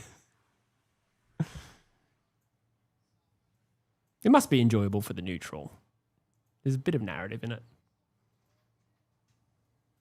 I'm enjoying it. Dylan says he's enjoying it. Not sure if he means the game or what he's just doing as he shakes off his last few drops. That went in. It did just. Crowd didn't really react, but Waterman did. Big ogre celebration. Jingo's Rhythm says, I'm a neutral and sicko watching it. Rogie says, I'm loving it. Fair. I reckon football can be good in two ways. You can have the really high quality games that aren't don't necessarily have to have a grandstand finish, but as long as the game's close, I totally agree. I could watch, I don't know, a bunch of middle-aged, overweight guys play footy, and I'd probably still get around it if it was close. That's true. That was just very sloppy again. The Eagles had outnumbered 4-2, and the Good ball from still Jimby. comes out very easily. Tyler Young, can he impact the game for the first time today? It actually works out all right. Yeah. Oh, It'd be generous to give Harley's him. done well. Harley's done very well again. Oh, sloppy stuff. Liam Baker. Bit of poise there. Very nice. Oh, gee, DK runs into trouble. Yep. No, he gets rid of it. Malachi slaps it. This is terrible football. This is just so bad. Fucking hell. Waterman just walked over that ball. Man, this is a tough watch. Three of those players were senior players too. Malachi was the inexperienced one. What the fuck am I watching? God. Apparently Zane Dersma's having a career game, says Ben Johnson. Wow. Interesting. He played really well against Carlton when we streamed that. Yeah, he did actually. He's had a couple of decent games this year, but he has quiet games in between. Richmond Still free young. kick. Richmond by 4 points, 13 minutes to go in the last quarter.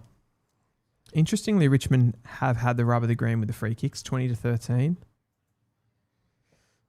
Goes wide. Lafayette doesn't quite bring it down. There's a ball. It's going to be ball. Zane has kicked 3, says Rogie. Well done there from Duggan to keep that ball. Oh, he hasn't paid it. Jeez, I thought they would have paid that. I looked away. I didn't actually see it.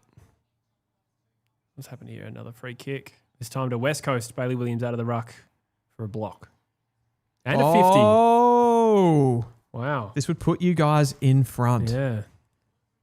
Scintillating stuff. Scintillating. You feel like regardless of how this ends up, you're going to be a bit pissed off? Is that true?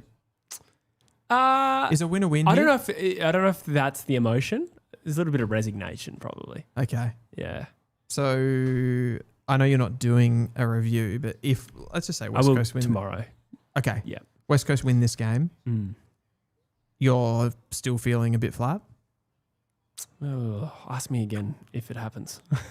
It does change sometimes, doesn't it? Yeah, win's a win.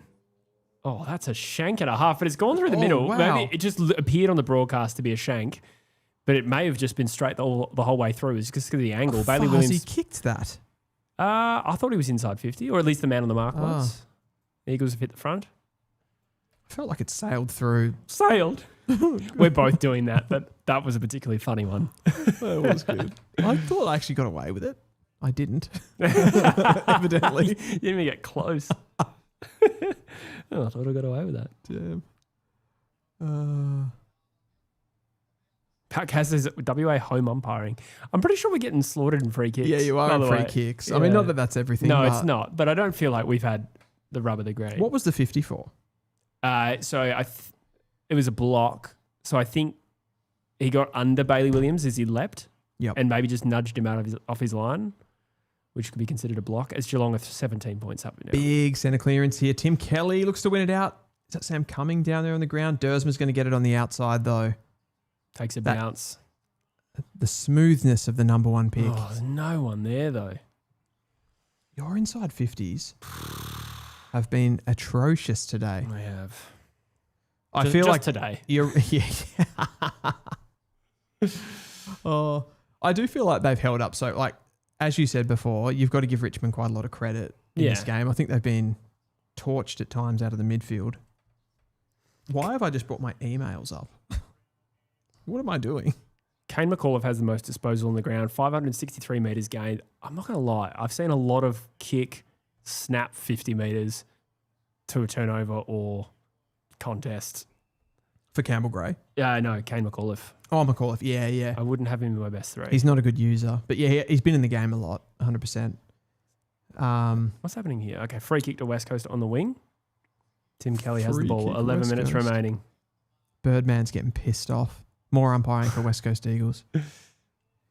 It's the first time seeing it in the chat. Is the Hamish umpiring. Brayshaw in the chat the Hamish Brayshaw? Nah. Or is it I different? know it is Hamish Brayshaw.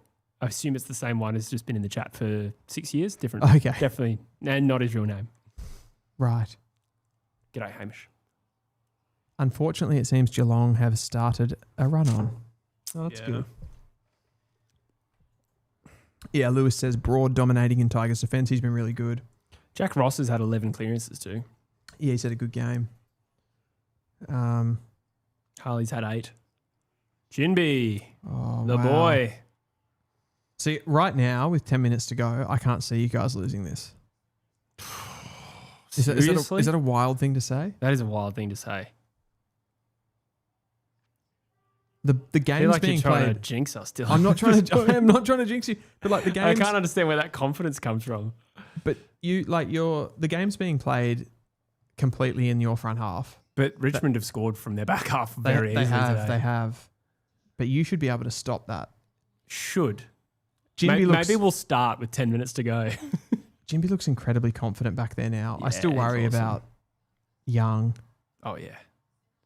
No, it's been a poor game from Charlie Young. I'd actually love to know what Richmond fans think of him, because I felt like he left Richmond with a fair bit of fanfare, in the sense that Richmond fans didn't want him to go. You guys were really pumped about it. Yeah, I thought it was a nice little win for us, especially because other clubs wanted him. Yeah. I was pleasantly surprised that we won that. Lindsay, Moneyball. Ooh. Jeez. Barely 15 to Far McCarthy. out. I don't reckon he'll kick it from there, will he? Looks confident. Interesting. I don't think I've seen him in this situation too many times to have an opinion. I think he can kick the distance. I don't know if he'll kick the goal. Interesting. He finds someone short, does he? Oh, it's a good ball. And Waterman. Well done. That is a little bit sloppy from Richmond's defense at a critical point of the game. Yep. Well done by McCarthy too. That's what you got to do. You got to test them. They've gone for that long ball, and in a way, you almost bring Richmond into a false sense of security there, where like you're consistently going long, and then if you can get the hit up like that, throws them off a little bit. Who's on him? Miller.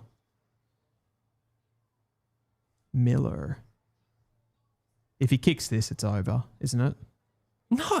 Isn't it? 8 points. If he kicks it, which he has not. He's missed.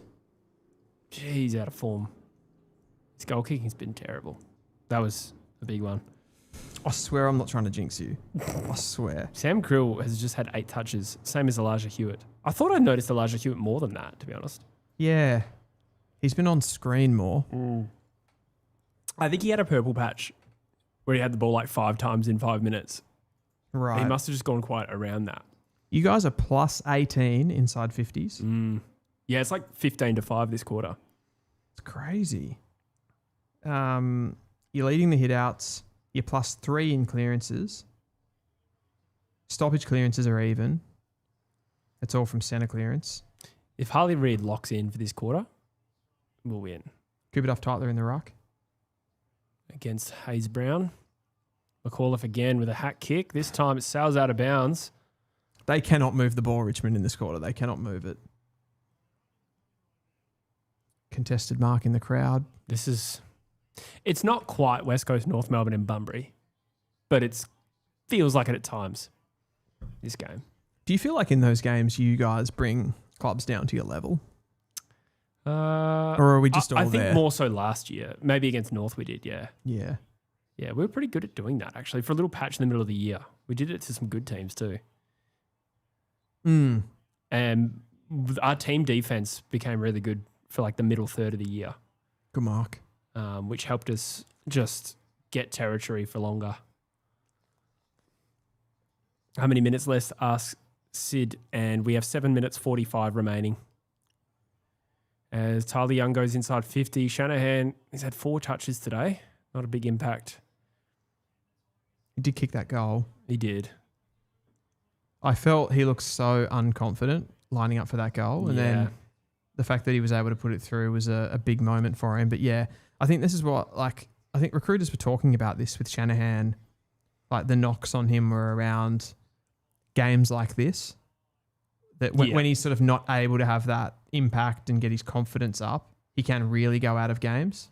They do have good defenders, to be fair, Richmond. They do. They like. It's not as though he's playing on the equivalent of Tyler Young.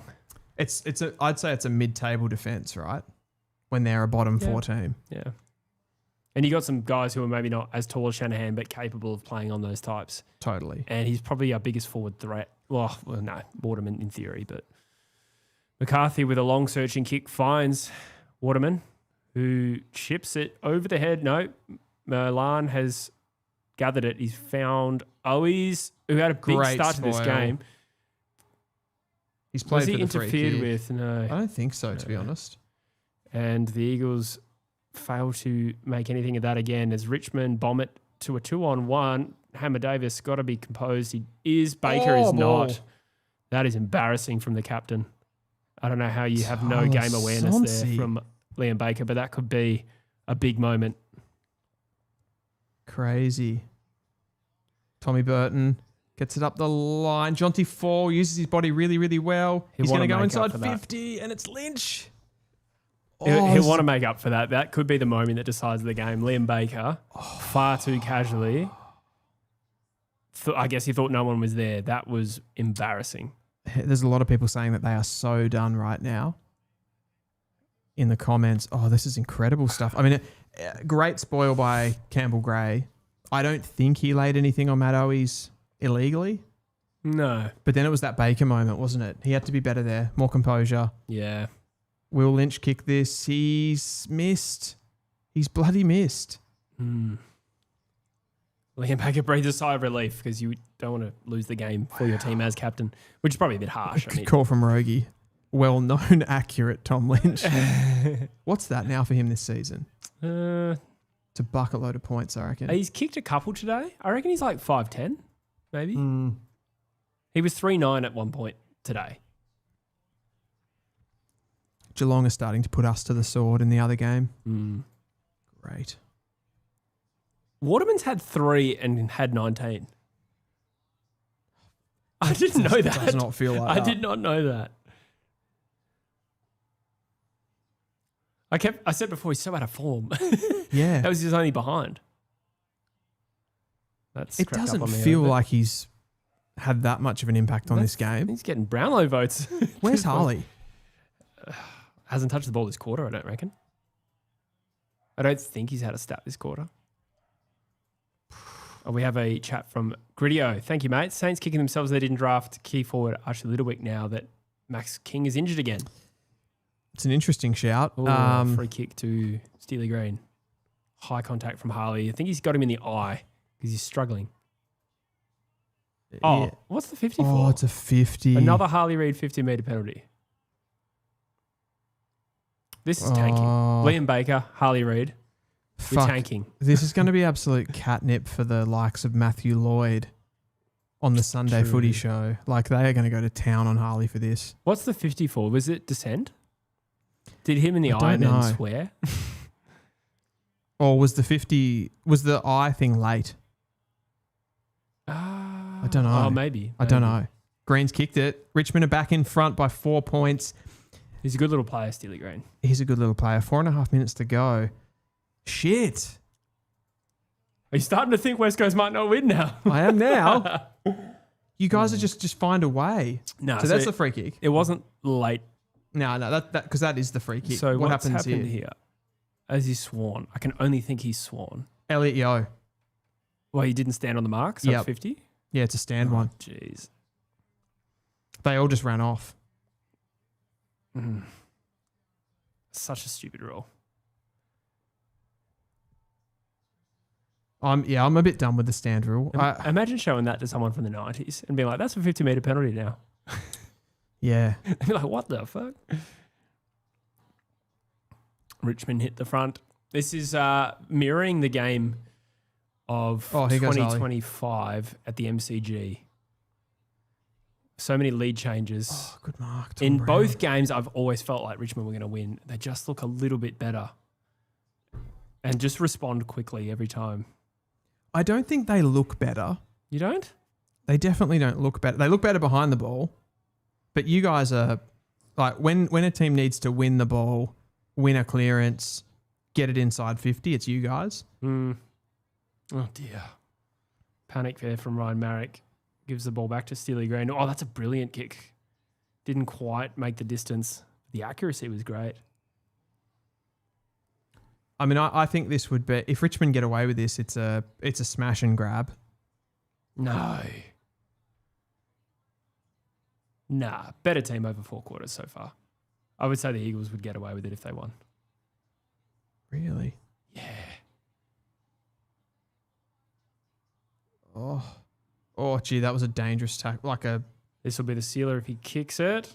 2 on 2. Oh. Here we go. Richmond uncontested Goal. Sonsi, Sonsi the of all match people. winner. Yeah. Oh, we should have put him as a +4. Yeah. Yeah. That is That's great way to it. sum up this game. You could just tell before you saw the wider shot, you just knew it would be a Richmond player loose. You could just tell. I don't think I've ever seen a team defend worse than you guys. That's a good call. Look at that. Fucking Tyler Young, didn't even get anywhere near that ball. He is woeful. Look at this. Watch this. Just go Easy. Holy shit. Richmond look more composed to struggle to get their hands on it. Yeah, I'd agree with that. I think the composure element is certainly their game plan looks a little better. 3 minutes, 29 remaining. Richmond on the cusp of their first premiership points for the year. West Coast, well, this is just more of the same thing for the last 5 years. So what else is there? I genuinely thought you were going to... Oh, Campbell Gray. I did not at any point think we were going to win this game. No, I know, but I thought you were just being safe. I this thought you were is- just being safe. I've just watched too much of the Eagles to Holy shit. to trust them. They are woeful. Oh, Jesse. This is... Duggan, don't try and help. Stay away. Don't try and help. Stay away from the ball. You'll only confuse things. Campbell Gray. I think he's had a somewhat of a breakout game today, Campbell Gray. I think he's been really impressive. Yeah, he has looked good. It's the best I've seen him play. Yeah. We just had a comment come through that this is the Eagles' worst loss ever. Nah. No?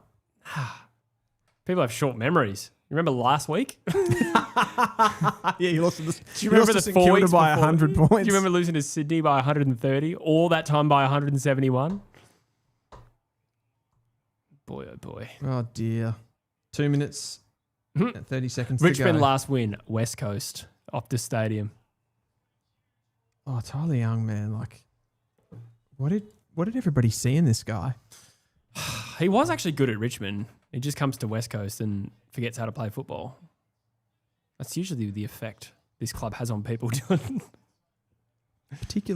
was going to say particularly key backs, but I reckon you guys had some of the best defenders over the last 10 years. Oh, yeah. McGovern and these types. Yeah. Wow. Losing to Richmond second, says Birdman. Oh, fall. Oh, God. dear. Tim Kelly. Oh, he's a cool play on there. Harley, get it out. You're out here. You're out. Yeah. Elliot Yeo bangs it forward. Oh, this doesn't look good. No, Oh, it's a Dersma. 2-on. Dersma's got pace. Dersma's the player you want in this situation. Kick it. Can he kick it on his He left? has That's two. a great effort. Oh my God, Wow. Willem Dersma. That is a great goal. Oh my fucking God. Wow. That is Oh. brilliant. The talent on this kid, on his left foot, Holy shit. the clutch moment. West Coast don't deserve Willem Dersma. They You don't deserve really don't. Harley Reid or Willem Dersma. Look at the pace. Look at this kid. Look on Jaden Short trying Look to go at with him. that. Wow. Oh, the gazelle. On his gliding. opposite foot in the context of this game, Oh, that is just talent. we're back. Riff says Dersma over Lawler. Shut up, Riffs. What a goal. Well, as ugly as it's been, this round has produced some crazy finishes. Oh, here's the 20-year anniversary up in the crowd. Yeah. Feel sorry for these guys having to watch us. This club is a shell of itself. 90 seconds to go. Harley Reid wins. Oh, he gives it Doesn't away. give it a bolter. Gives it away. And that might be it. Seth Campbell. No, Steely Green. How? You got to review that and be like, okay, we're trying to win the game here. Richmond win the clearance. And there's like 30 metres of space between their targets. What is going on there? The only thing that I can imagine there is that when Harley Reid won that ball, everybody started to stream forward. I don't think they had enough time. Yeah, it was. Yeah, true. What's the excuse there? That was the last thing that you wanted to happen. Grimsby says, thank you for the super chat again, by the way. And that That's a will goal. That is a goal. decide the game. Well done, Richmond. Too good. Oh, Too good. Just shows fucking hell. how bad West Coast are. He's been clutch today, Seth Campbell. Great player. Fucking hell. Sorry, Grimsby says this one hurts Jesse Dillon some shekels. Sorry. Some shekels to calm the nerves. What are shekels? Thank you so much. Shekels are Are they beers? No, shekels are the currency of Israel. Yeah. Oh, it's not a joke. I don't know. I don't know what that That is means. random, but thank you. Because it actually, you can donate in a certain currency and it's Australian dollars. I'll take shekels. Yeah. We'll go with that. Yeah, Seth Campbell, 3 goals, 17 disposals. That is a classic small forward performance. He's a great player. He's been a problem for West Coast in particular over the think last couple of times. Yeah, to have that amount of impact too in a team like Richmond. This is over though. 30 seconds to go. Jacob Hopper wins a free kick at centre bounce. I feel for you, Jesse. I do feel for you here. I thought you had it. Yeah, I never, ever got my hopes up for this game. I did tip the Eagles too when I saw Richmond's injury list, but I should have known that having no players doesn't stop a team from beating West Coast. Good handball from Sam Cumming there. We saw this happen with Carlton in 2024? Remember when Carlton had like half their team out and they had like no players in the VFL, much like this game, and like Cooper Lord and Flynn Young and like Matt Carroll and Billy Wilson all played, and they just annihilated West Coast. That must have been 25. 24. But didn't they draft Flynn Young in 2020? I could be wrong on the specific players. I thought Flynn Okay. Young played that day, but maybe you're right, actually. I think they drafted Maybe him in not Flynn 25. Young. But Definitely Billy Wilson, I reckon, anyway. so that would have been late 2024? Yeah, back end of the year. Yeah. And West Coast had come off 2 wins in a row against Gold Coast and North, and Carlton beat them by like 11 goals with half their team out. Shit. Oh, no, I do remember that. Yeah. Yeah, And yeah, Richmond has just done this. Well, they didn't batter them, but they could have. I feel like Richmond were probably more than 11 points better than West Coast. I don't know if I agree with that. I mean, if you look at the raw statistics, 64 inside 50s to 48 in favour of you guys. Yeah, but when you watch the game, like, how bad were those inside 50s? Oh, they were horrendous. This is one of the... Yeah, they were horrendous. Yeah, I was going to say this is one of the worst performances I've seen. No. It's not? Well, I mean, from a ball use point of view. And I was like, nah, you can't make that claim with West Coast in any given game now. I mean, contested possession, they did get you in the end by +4, but you had more uncontested possession. you actually had a better disposal efficiency, which shows you how poor that statistic is. Yeah, Because you just could, I mean, you probably built the ball up. I feel like they let you a little bit build the ball up to a certain point, and in some sense gave you those inside 50s. Yeah. But you seem to be able to, for me, you seem to be able to, like the ball would go back to the middle and you'd be able to win a clearance when you needed to, get the ball forward. But at a certain point, their interceptors just got going. They won the ball back in more dangerous areas and hurt you. All day, they were more dangerous inside 50. Totally. West Coast have an awful back line that couldn't even compete with Richmond's Your young back forward line, other than Jinby. watching it in the last 2 weeks with Sandy Brock up against Cooper Sharman and undermanned St Kilda forward line in that game, and then watching it this week, it's fucking atrocious. Yeah. And someone needs to do something about it. Where do you start with this I don't know. hot mess of a club? I don't even know how you fix it at this point. Riddle me this. Starcevic comes back. That's some experience back there. He's a smaller defender. Am I missing? Is there an injury? Somebody must be injured that needs to come back and fix this. No. Well, Starcevic is big in.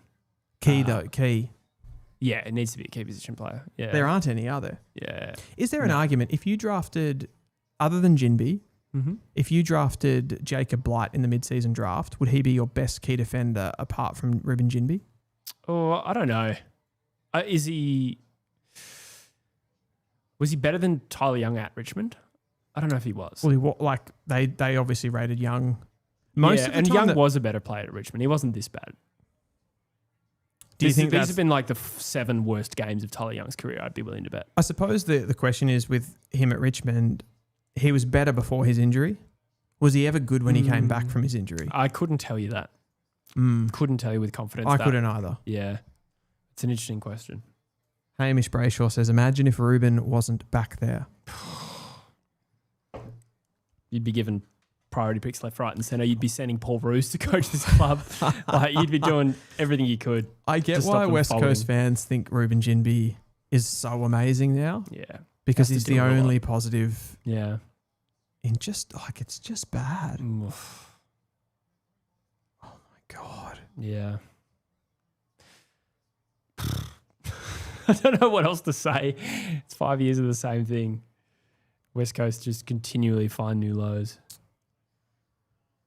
I'm actually not that emotional about it today. Yeah, you seem resigned, checked out. Yeah, I think so. It's been 5 weeks. It's crazy how it's a little bit like you said with North in 23 when you won those first 2 games of the year and then you came back to normality. I'm glad we have the 8 points, but like the 5 games since then, except for maybe half a game against Geelong, have been worse than last year. Why? I don't know. I don't know what the root cause is. Don't know. It feels like they do look tireder, but it's a pretty big excuse to give to a club at round 8. Particularly when you're, like, if anything, this team would be more experienced? No, it's less experienced than it was last year. Who left? We've dropped Jamie Cripps. So if you meant in raw numbers like that. And then, we're playing how many first-year players? Dersma, Lindsay, CDT. That's true. I suppose I was the second year, but factoring in, like, other guys are a year older. Yeah. So Harley Reid. Yeah. And maybe some of your more talented players have another year. Yeah. Plus, you've got players like Yo. That's true. Yo and Waterman. He didn't play much last year. Yeah. Good. Your hate has made you powerful. Now fulfill your destiny and take your place at the bottom of the ladder. Well, Van Hattem's back on. Van Hattem's back on. The Van Hattem Cup. You got to say West Coast are a Monty to win the spoon now. You got to say that. Yeah. No, you do. You do. There's because no chance they avoid the spoon now. Because I think Richmond can't get any worse than this. No. You just hit them at their worst. And we play them again at the MCG. Like, they're going to kill us. Holy if they have some players shit. back, they're going to kill us. Gritio says no way the Eagles draft Van Hattem. I don't think no way. I think it's less likely. Yeah, right at this point in time. If he emerges as the clear best player, then West Coast will draft him. They'll draft him. But I don't have a strong opinion enough as to whether he is that right He's now. a very well-rounded ruck prospect. Yeah. I think that would be the appeal to take him. Yeah. And yes, you might be like people always say, oh, you can get a ruckman in free agency off another club. Like you can, but you won't get one as good as him. Yeah. That's probably a guarantee. The problem with the Eagles, one of the problems with the Eagles at the moment is do you delay the gratification of going for a long-term ruck when this club is so desperate of help? You did it last year. That's true, but we also had another pick one. Because of the double picks, it's a little bit more justifiable, I reckon. So you went Dersmer as the clear number one, Yeah. and then you went sort of upside future with Cooper Duff Tytler, and then you could bring in an Archie Butler or a Noah Williams type that would give you a little bit more instant gratification. Even if it's not necessarily instant, but over 18 to 24 months, this is the worst team we've maybe ever seen. Like you can't. Well, I think there's an argument against investing in a key position player with pick one. That being said, I do think if he emerges as the clear choice, we will take him. I suppose remains to be seen. That's it. Like to argue that, like that was the idea behind recruiting Dev Robertson, Harry Schoenberg, and Finlay McRae, right? Like that was part of that, and why you guys didn't look to that, I suppose, ready-made. Like last year, you would have gone, who was a ready-made player? We could have gone for Dyson Sharp, but we brought those guys in that were ready-made, can play a little bit in the waffle. Dev Robertson, probably a first-team starter. Do you not come into this draft with the same sort of thinking? Perhaps. We will have a number of picks in the mid-season draft, I would have thought. Yeah. So, we've had a good hit rate with mature players lately in McCarthy and Murdoch. If we can emulate that, then it mitigates it somewhat. But those rookie list selections, Robertson was a worthy addition. McRae, we have barely a midfield put together and he still can't get a game. He won't. He will get delisted. He's not AFL standard. And Schoenberg, he's okay. Too good for waffle, not good enough for AFL. Yeah. So I don't think we've had much success with that yet. And obviously Robertson, ACL. So there's been virtually no impact from those rookie list additions. Schoenberg and Tyler Sonsi probably met with each other after the game and just gave the head nod. Like, we shouldn't be here. But we Tyler Sonsi dominated He West Coast. dominated, but He'd be captain at West Coast. he fits into that, though, nicely, doesn't he? Yeah. Someone who's sort of, probably high level VFL, low level AFL. Yeah, probably. For sure. Yeah. It's an interesting one. Gee, Sam Grill had a quiet day. He did have a quiet day. Yeah, he normally finds a fair bit of the footy, doesn't he? Yeah. Like for a rookie. We've ended up losing to the Cats by 50. Really? Yep. Wow. Yep. 8 minutes to go in the last quarter, 47 points down. I still think there's a lot of growth from that performance, though. I don't think that North team would have gotten close to... They would have challenged Geelong for 3 quarters last year. Yeah. Yeah, that's probably fair. I mean, losing by 50, that's a bit of a sad state of affairs from where you were. And that's what we've been good at reining those margins in. Like against Brisbane, it started to get away, but I think it was only like 20 points in the end. You would have liked to have seen, a 2-3 goal loss. But anyway, yeah. It is what it is. I think the actual margin gets a little bit overplayed. Like a sloppy defense at a stoppage at the end of the game where you're trying to win it might blow it out to 20 to 26 points. I don't know if that's a big deal, but I think North have clearly improved this year. I do laugh though because I tipped Geelong by 45 and I had a comment in my Just the Tips video saying, you just hate North. I was like, is not tipping North at GMHBA the test of whether I hate North? Yeah. And it's funny that I couldn't help but think of that comment when Geelong were or North were up.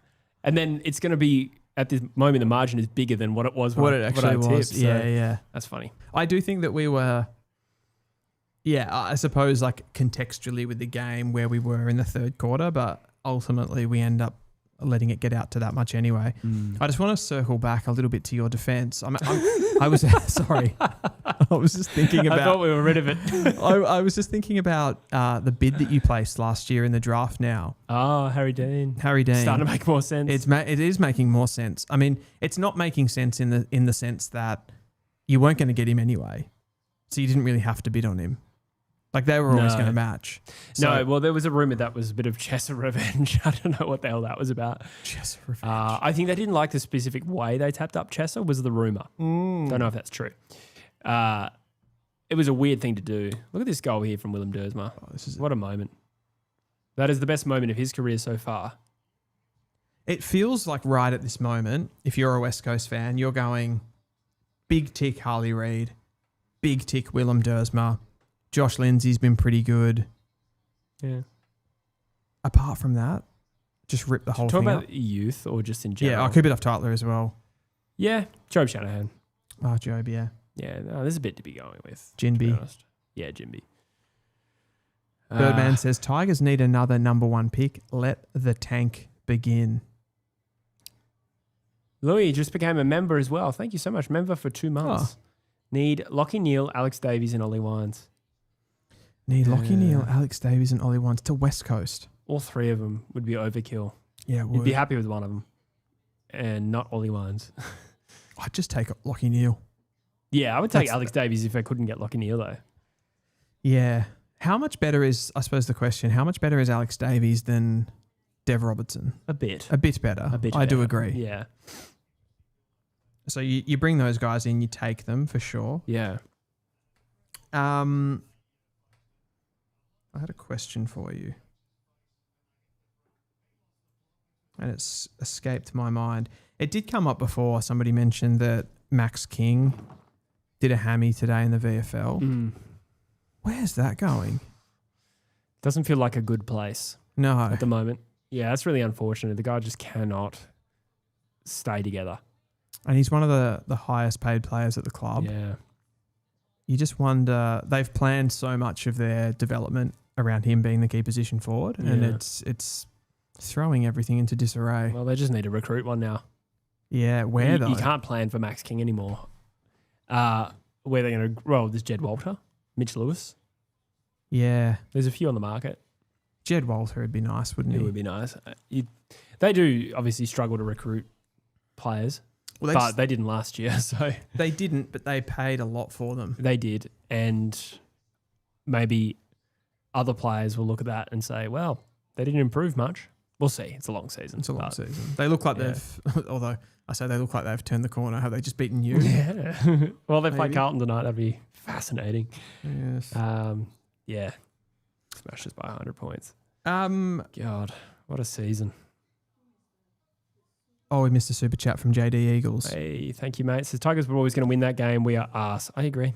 I was Really? saying that the whole game. That did not feel like that to me at all. It really reminded me of when Richmond beat us at the G last year, where it went 15 lead changes, never felt like we were going to win, and we didn't. Where to, Jesse, for Richmond? We've talked about West Coast. They're in the shit. They're probably going to finish last, do you think? I think so, yeah. I think it makes the most sense. Would you There's say a- that your there's a favourites to Big finish? gap. Yeah, we should be. Yeah. Yeah, that was a really poor performance. The golf Yeah. has come on as it naturally does after the football for And some there's reason. golf in the competition. There is a golf. I'm just going to look up Richmond's fixture and who they have next. What can they do? They're just going to weather the storm at the moment of injuries and prevent them. That's why it feels harsh for them, I don't because know how they you do that. they don't get any of that gratification off the young players because so many of them aren't playing. Yeah. Fall had a great game Yeah, today. great game. I reckon Campbell Gray is a huge story out of this game. Yeah. I think he was incredible. And there's special traits in him. Some of the stuff that he did at ground level and weave through traffic for a guy that's, I think he's at least 195. Yeah, I thought he was like 199. He might be. Yeah. He might be. Yeah, he didn't look like a key position player the way he was moving. Yeah. It's certainly the best game that I've seen him play. Bolter, back to form. Yeah, he was big, and that last passage, he grabbed the ball from the centre that led to the winning goal. Yeah, he got the little intercept off Yeah. Harley, right? That was a good play. Seth Campbell's an elite talent. Yep. Yeah, there's a bit to be getting on with. there's a bit there, and you probably haven't seen, like in this game, you mentioned Sam Grill wasn't in the game much, but we've seen that he can. Yeah, no concerns. No concerns. Yeah. Sam Cumming, who is playing his first couple of games at the level, he did a couple of nice things. There was a handball at the end where he sort of got through traffic and fed it out really quickly to someone. As a contested player, it will take him longer. It'll take him I reckon. longer. Yeah. Yeah, yeah. And he's not there is a messiness to Sam Cumming. Yep. He's not the most smooth. Like, you know, when you saw Willem Dersma running down that wing chasing that ball, he just does it in such an elegant way. Whereas Sam Cumming does it in a more dirty way. Did anyone else hear that? All of that. Just riddled with double entendres. Yes. Yeah, you're right. I agree with what you were saying. But yeah, if they can get some of these guys back into the team, I think they're going to be okay. Yeah. So they got Adelaide at the G, St Kilda at Marvel, and then the Dreamtime game against Essendon. You'd think That's they're a winnable. chance. They're a chance. Ask again in 2 weeks, see how injury depleted they are. But Yeah. they're a chance. They won't beat Adelaide. I don't think they'll beat St Kilda. They might not. They might not win again until they play us. That might be the case. But they'll probably have a better percentage. Yeah. And then they'll jump you. Yeah. anyway. Yeah. Totally. Yeah. Yeah, that'd be crazy. Because I feel like we've just been taking it as like a foregone conclusion that Richmond win the spoon. Yeah. They may not. It would have been had West Coast finished in front, but I think we saw the real worst team in the comp today. So, a big question. We do have a question, sorry. Oh. So it was just about West Coast v Essendon. That game is in 4 weeks' time. So not the next Eagles home game, but the one after that. I think we have GWS next. Okay. That's our next home game. When's your next winnable game? I would probably say none of them. This one? None? Yeah. Well, I think we have another game of North at Optus. Yeah, well, it's got to be winnable. You got to call it winnable. Yeah, yeah. We play Port at Optus. We're going to get slaughtered in both of those games if they were next week. But then we have Essendon at Optus, and we have Richmond at the G. Now, I wouldn't tip us any of those games, but those answer your question. Yeah. The most winnable. I worry about you guys on the road. Yeah. But then again, I worry about you at home as well. That was one of the more embarrassing. I don't know. Does it crack the top 10 of embarrassing West Coast losses? Probably not. You could probably find 10 worse ones, but that would be another club's worst ever loss. Yeah. That would be Geelong's worst ever loss. I mean, I support a team that has a bevy of... We've got a whole cabinet of embarrassing losses. Yeah. But yeah, it wasn't good. Absolutely wasn't good. Who makes finals between these two teams first? Richmond and West Coast. It's a little harder to answer. I suppose that comes into the rebuild question. It's hard to back West Coast in right now, but again, like what happened today is probably very relevant to who actually makes finals first. I mean, West Coast are probably a couple of years ahead. Yeah. So maybe West Coast, but if they can't keep Willem Dersma, if they can't keep Harley Reid, that resets it, and then you're looking at decade long. That's why I think everyone's been way over the top this season on Richmond. They've had tons of injuries. They started the rebuild in 2024. They started way later than the likes of North Melbourne, of West Coast. And Adam Uze is really, he hasn't even had a chance to show what he can do at this point. Yeah. You've just been, he came in at a time that was fully into rebuild mode. Totally. And it just started again. So yeah, I think they'll be okay. I agree. I might need to wrap up, Dill. I might need to make a move. I'm afraid I have a birthday to get to. Absolutely, mate. So- What are we at now? It's 7:00. Yep. The time flies when you're having fun. Guys, thank you so much for being with us today. That was Spoon Bowl. We'll have another Spoon Bowl. What would you say? I love these biannual events. When's the next one?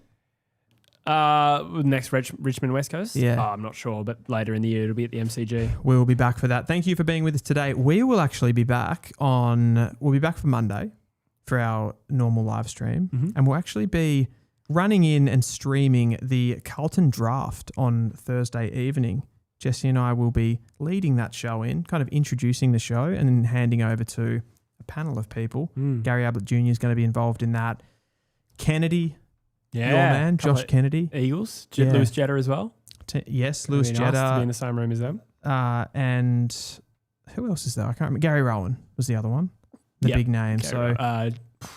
Josh Gibson. Josh Gibson. Yeah. That will be on the True Footy YouTube channel. Yeah. Interesting to say. So we'll give that a proper plug and give you some details on Monday. Apart from that, thank you for being with us and we'll see you next time. Go Richmond, my new football team.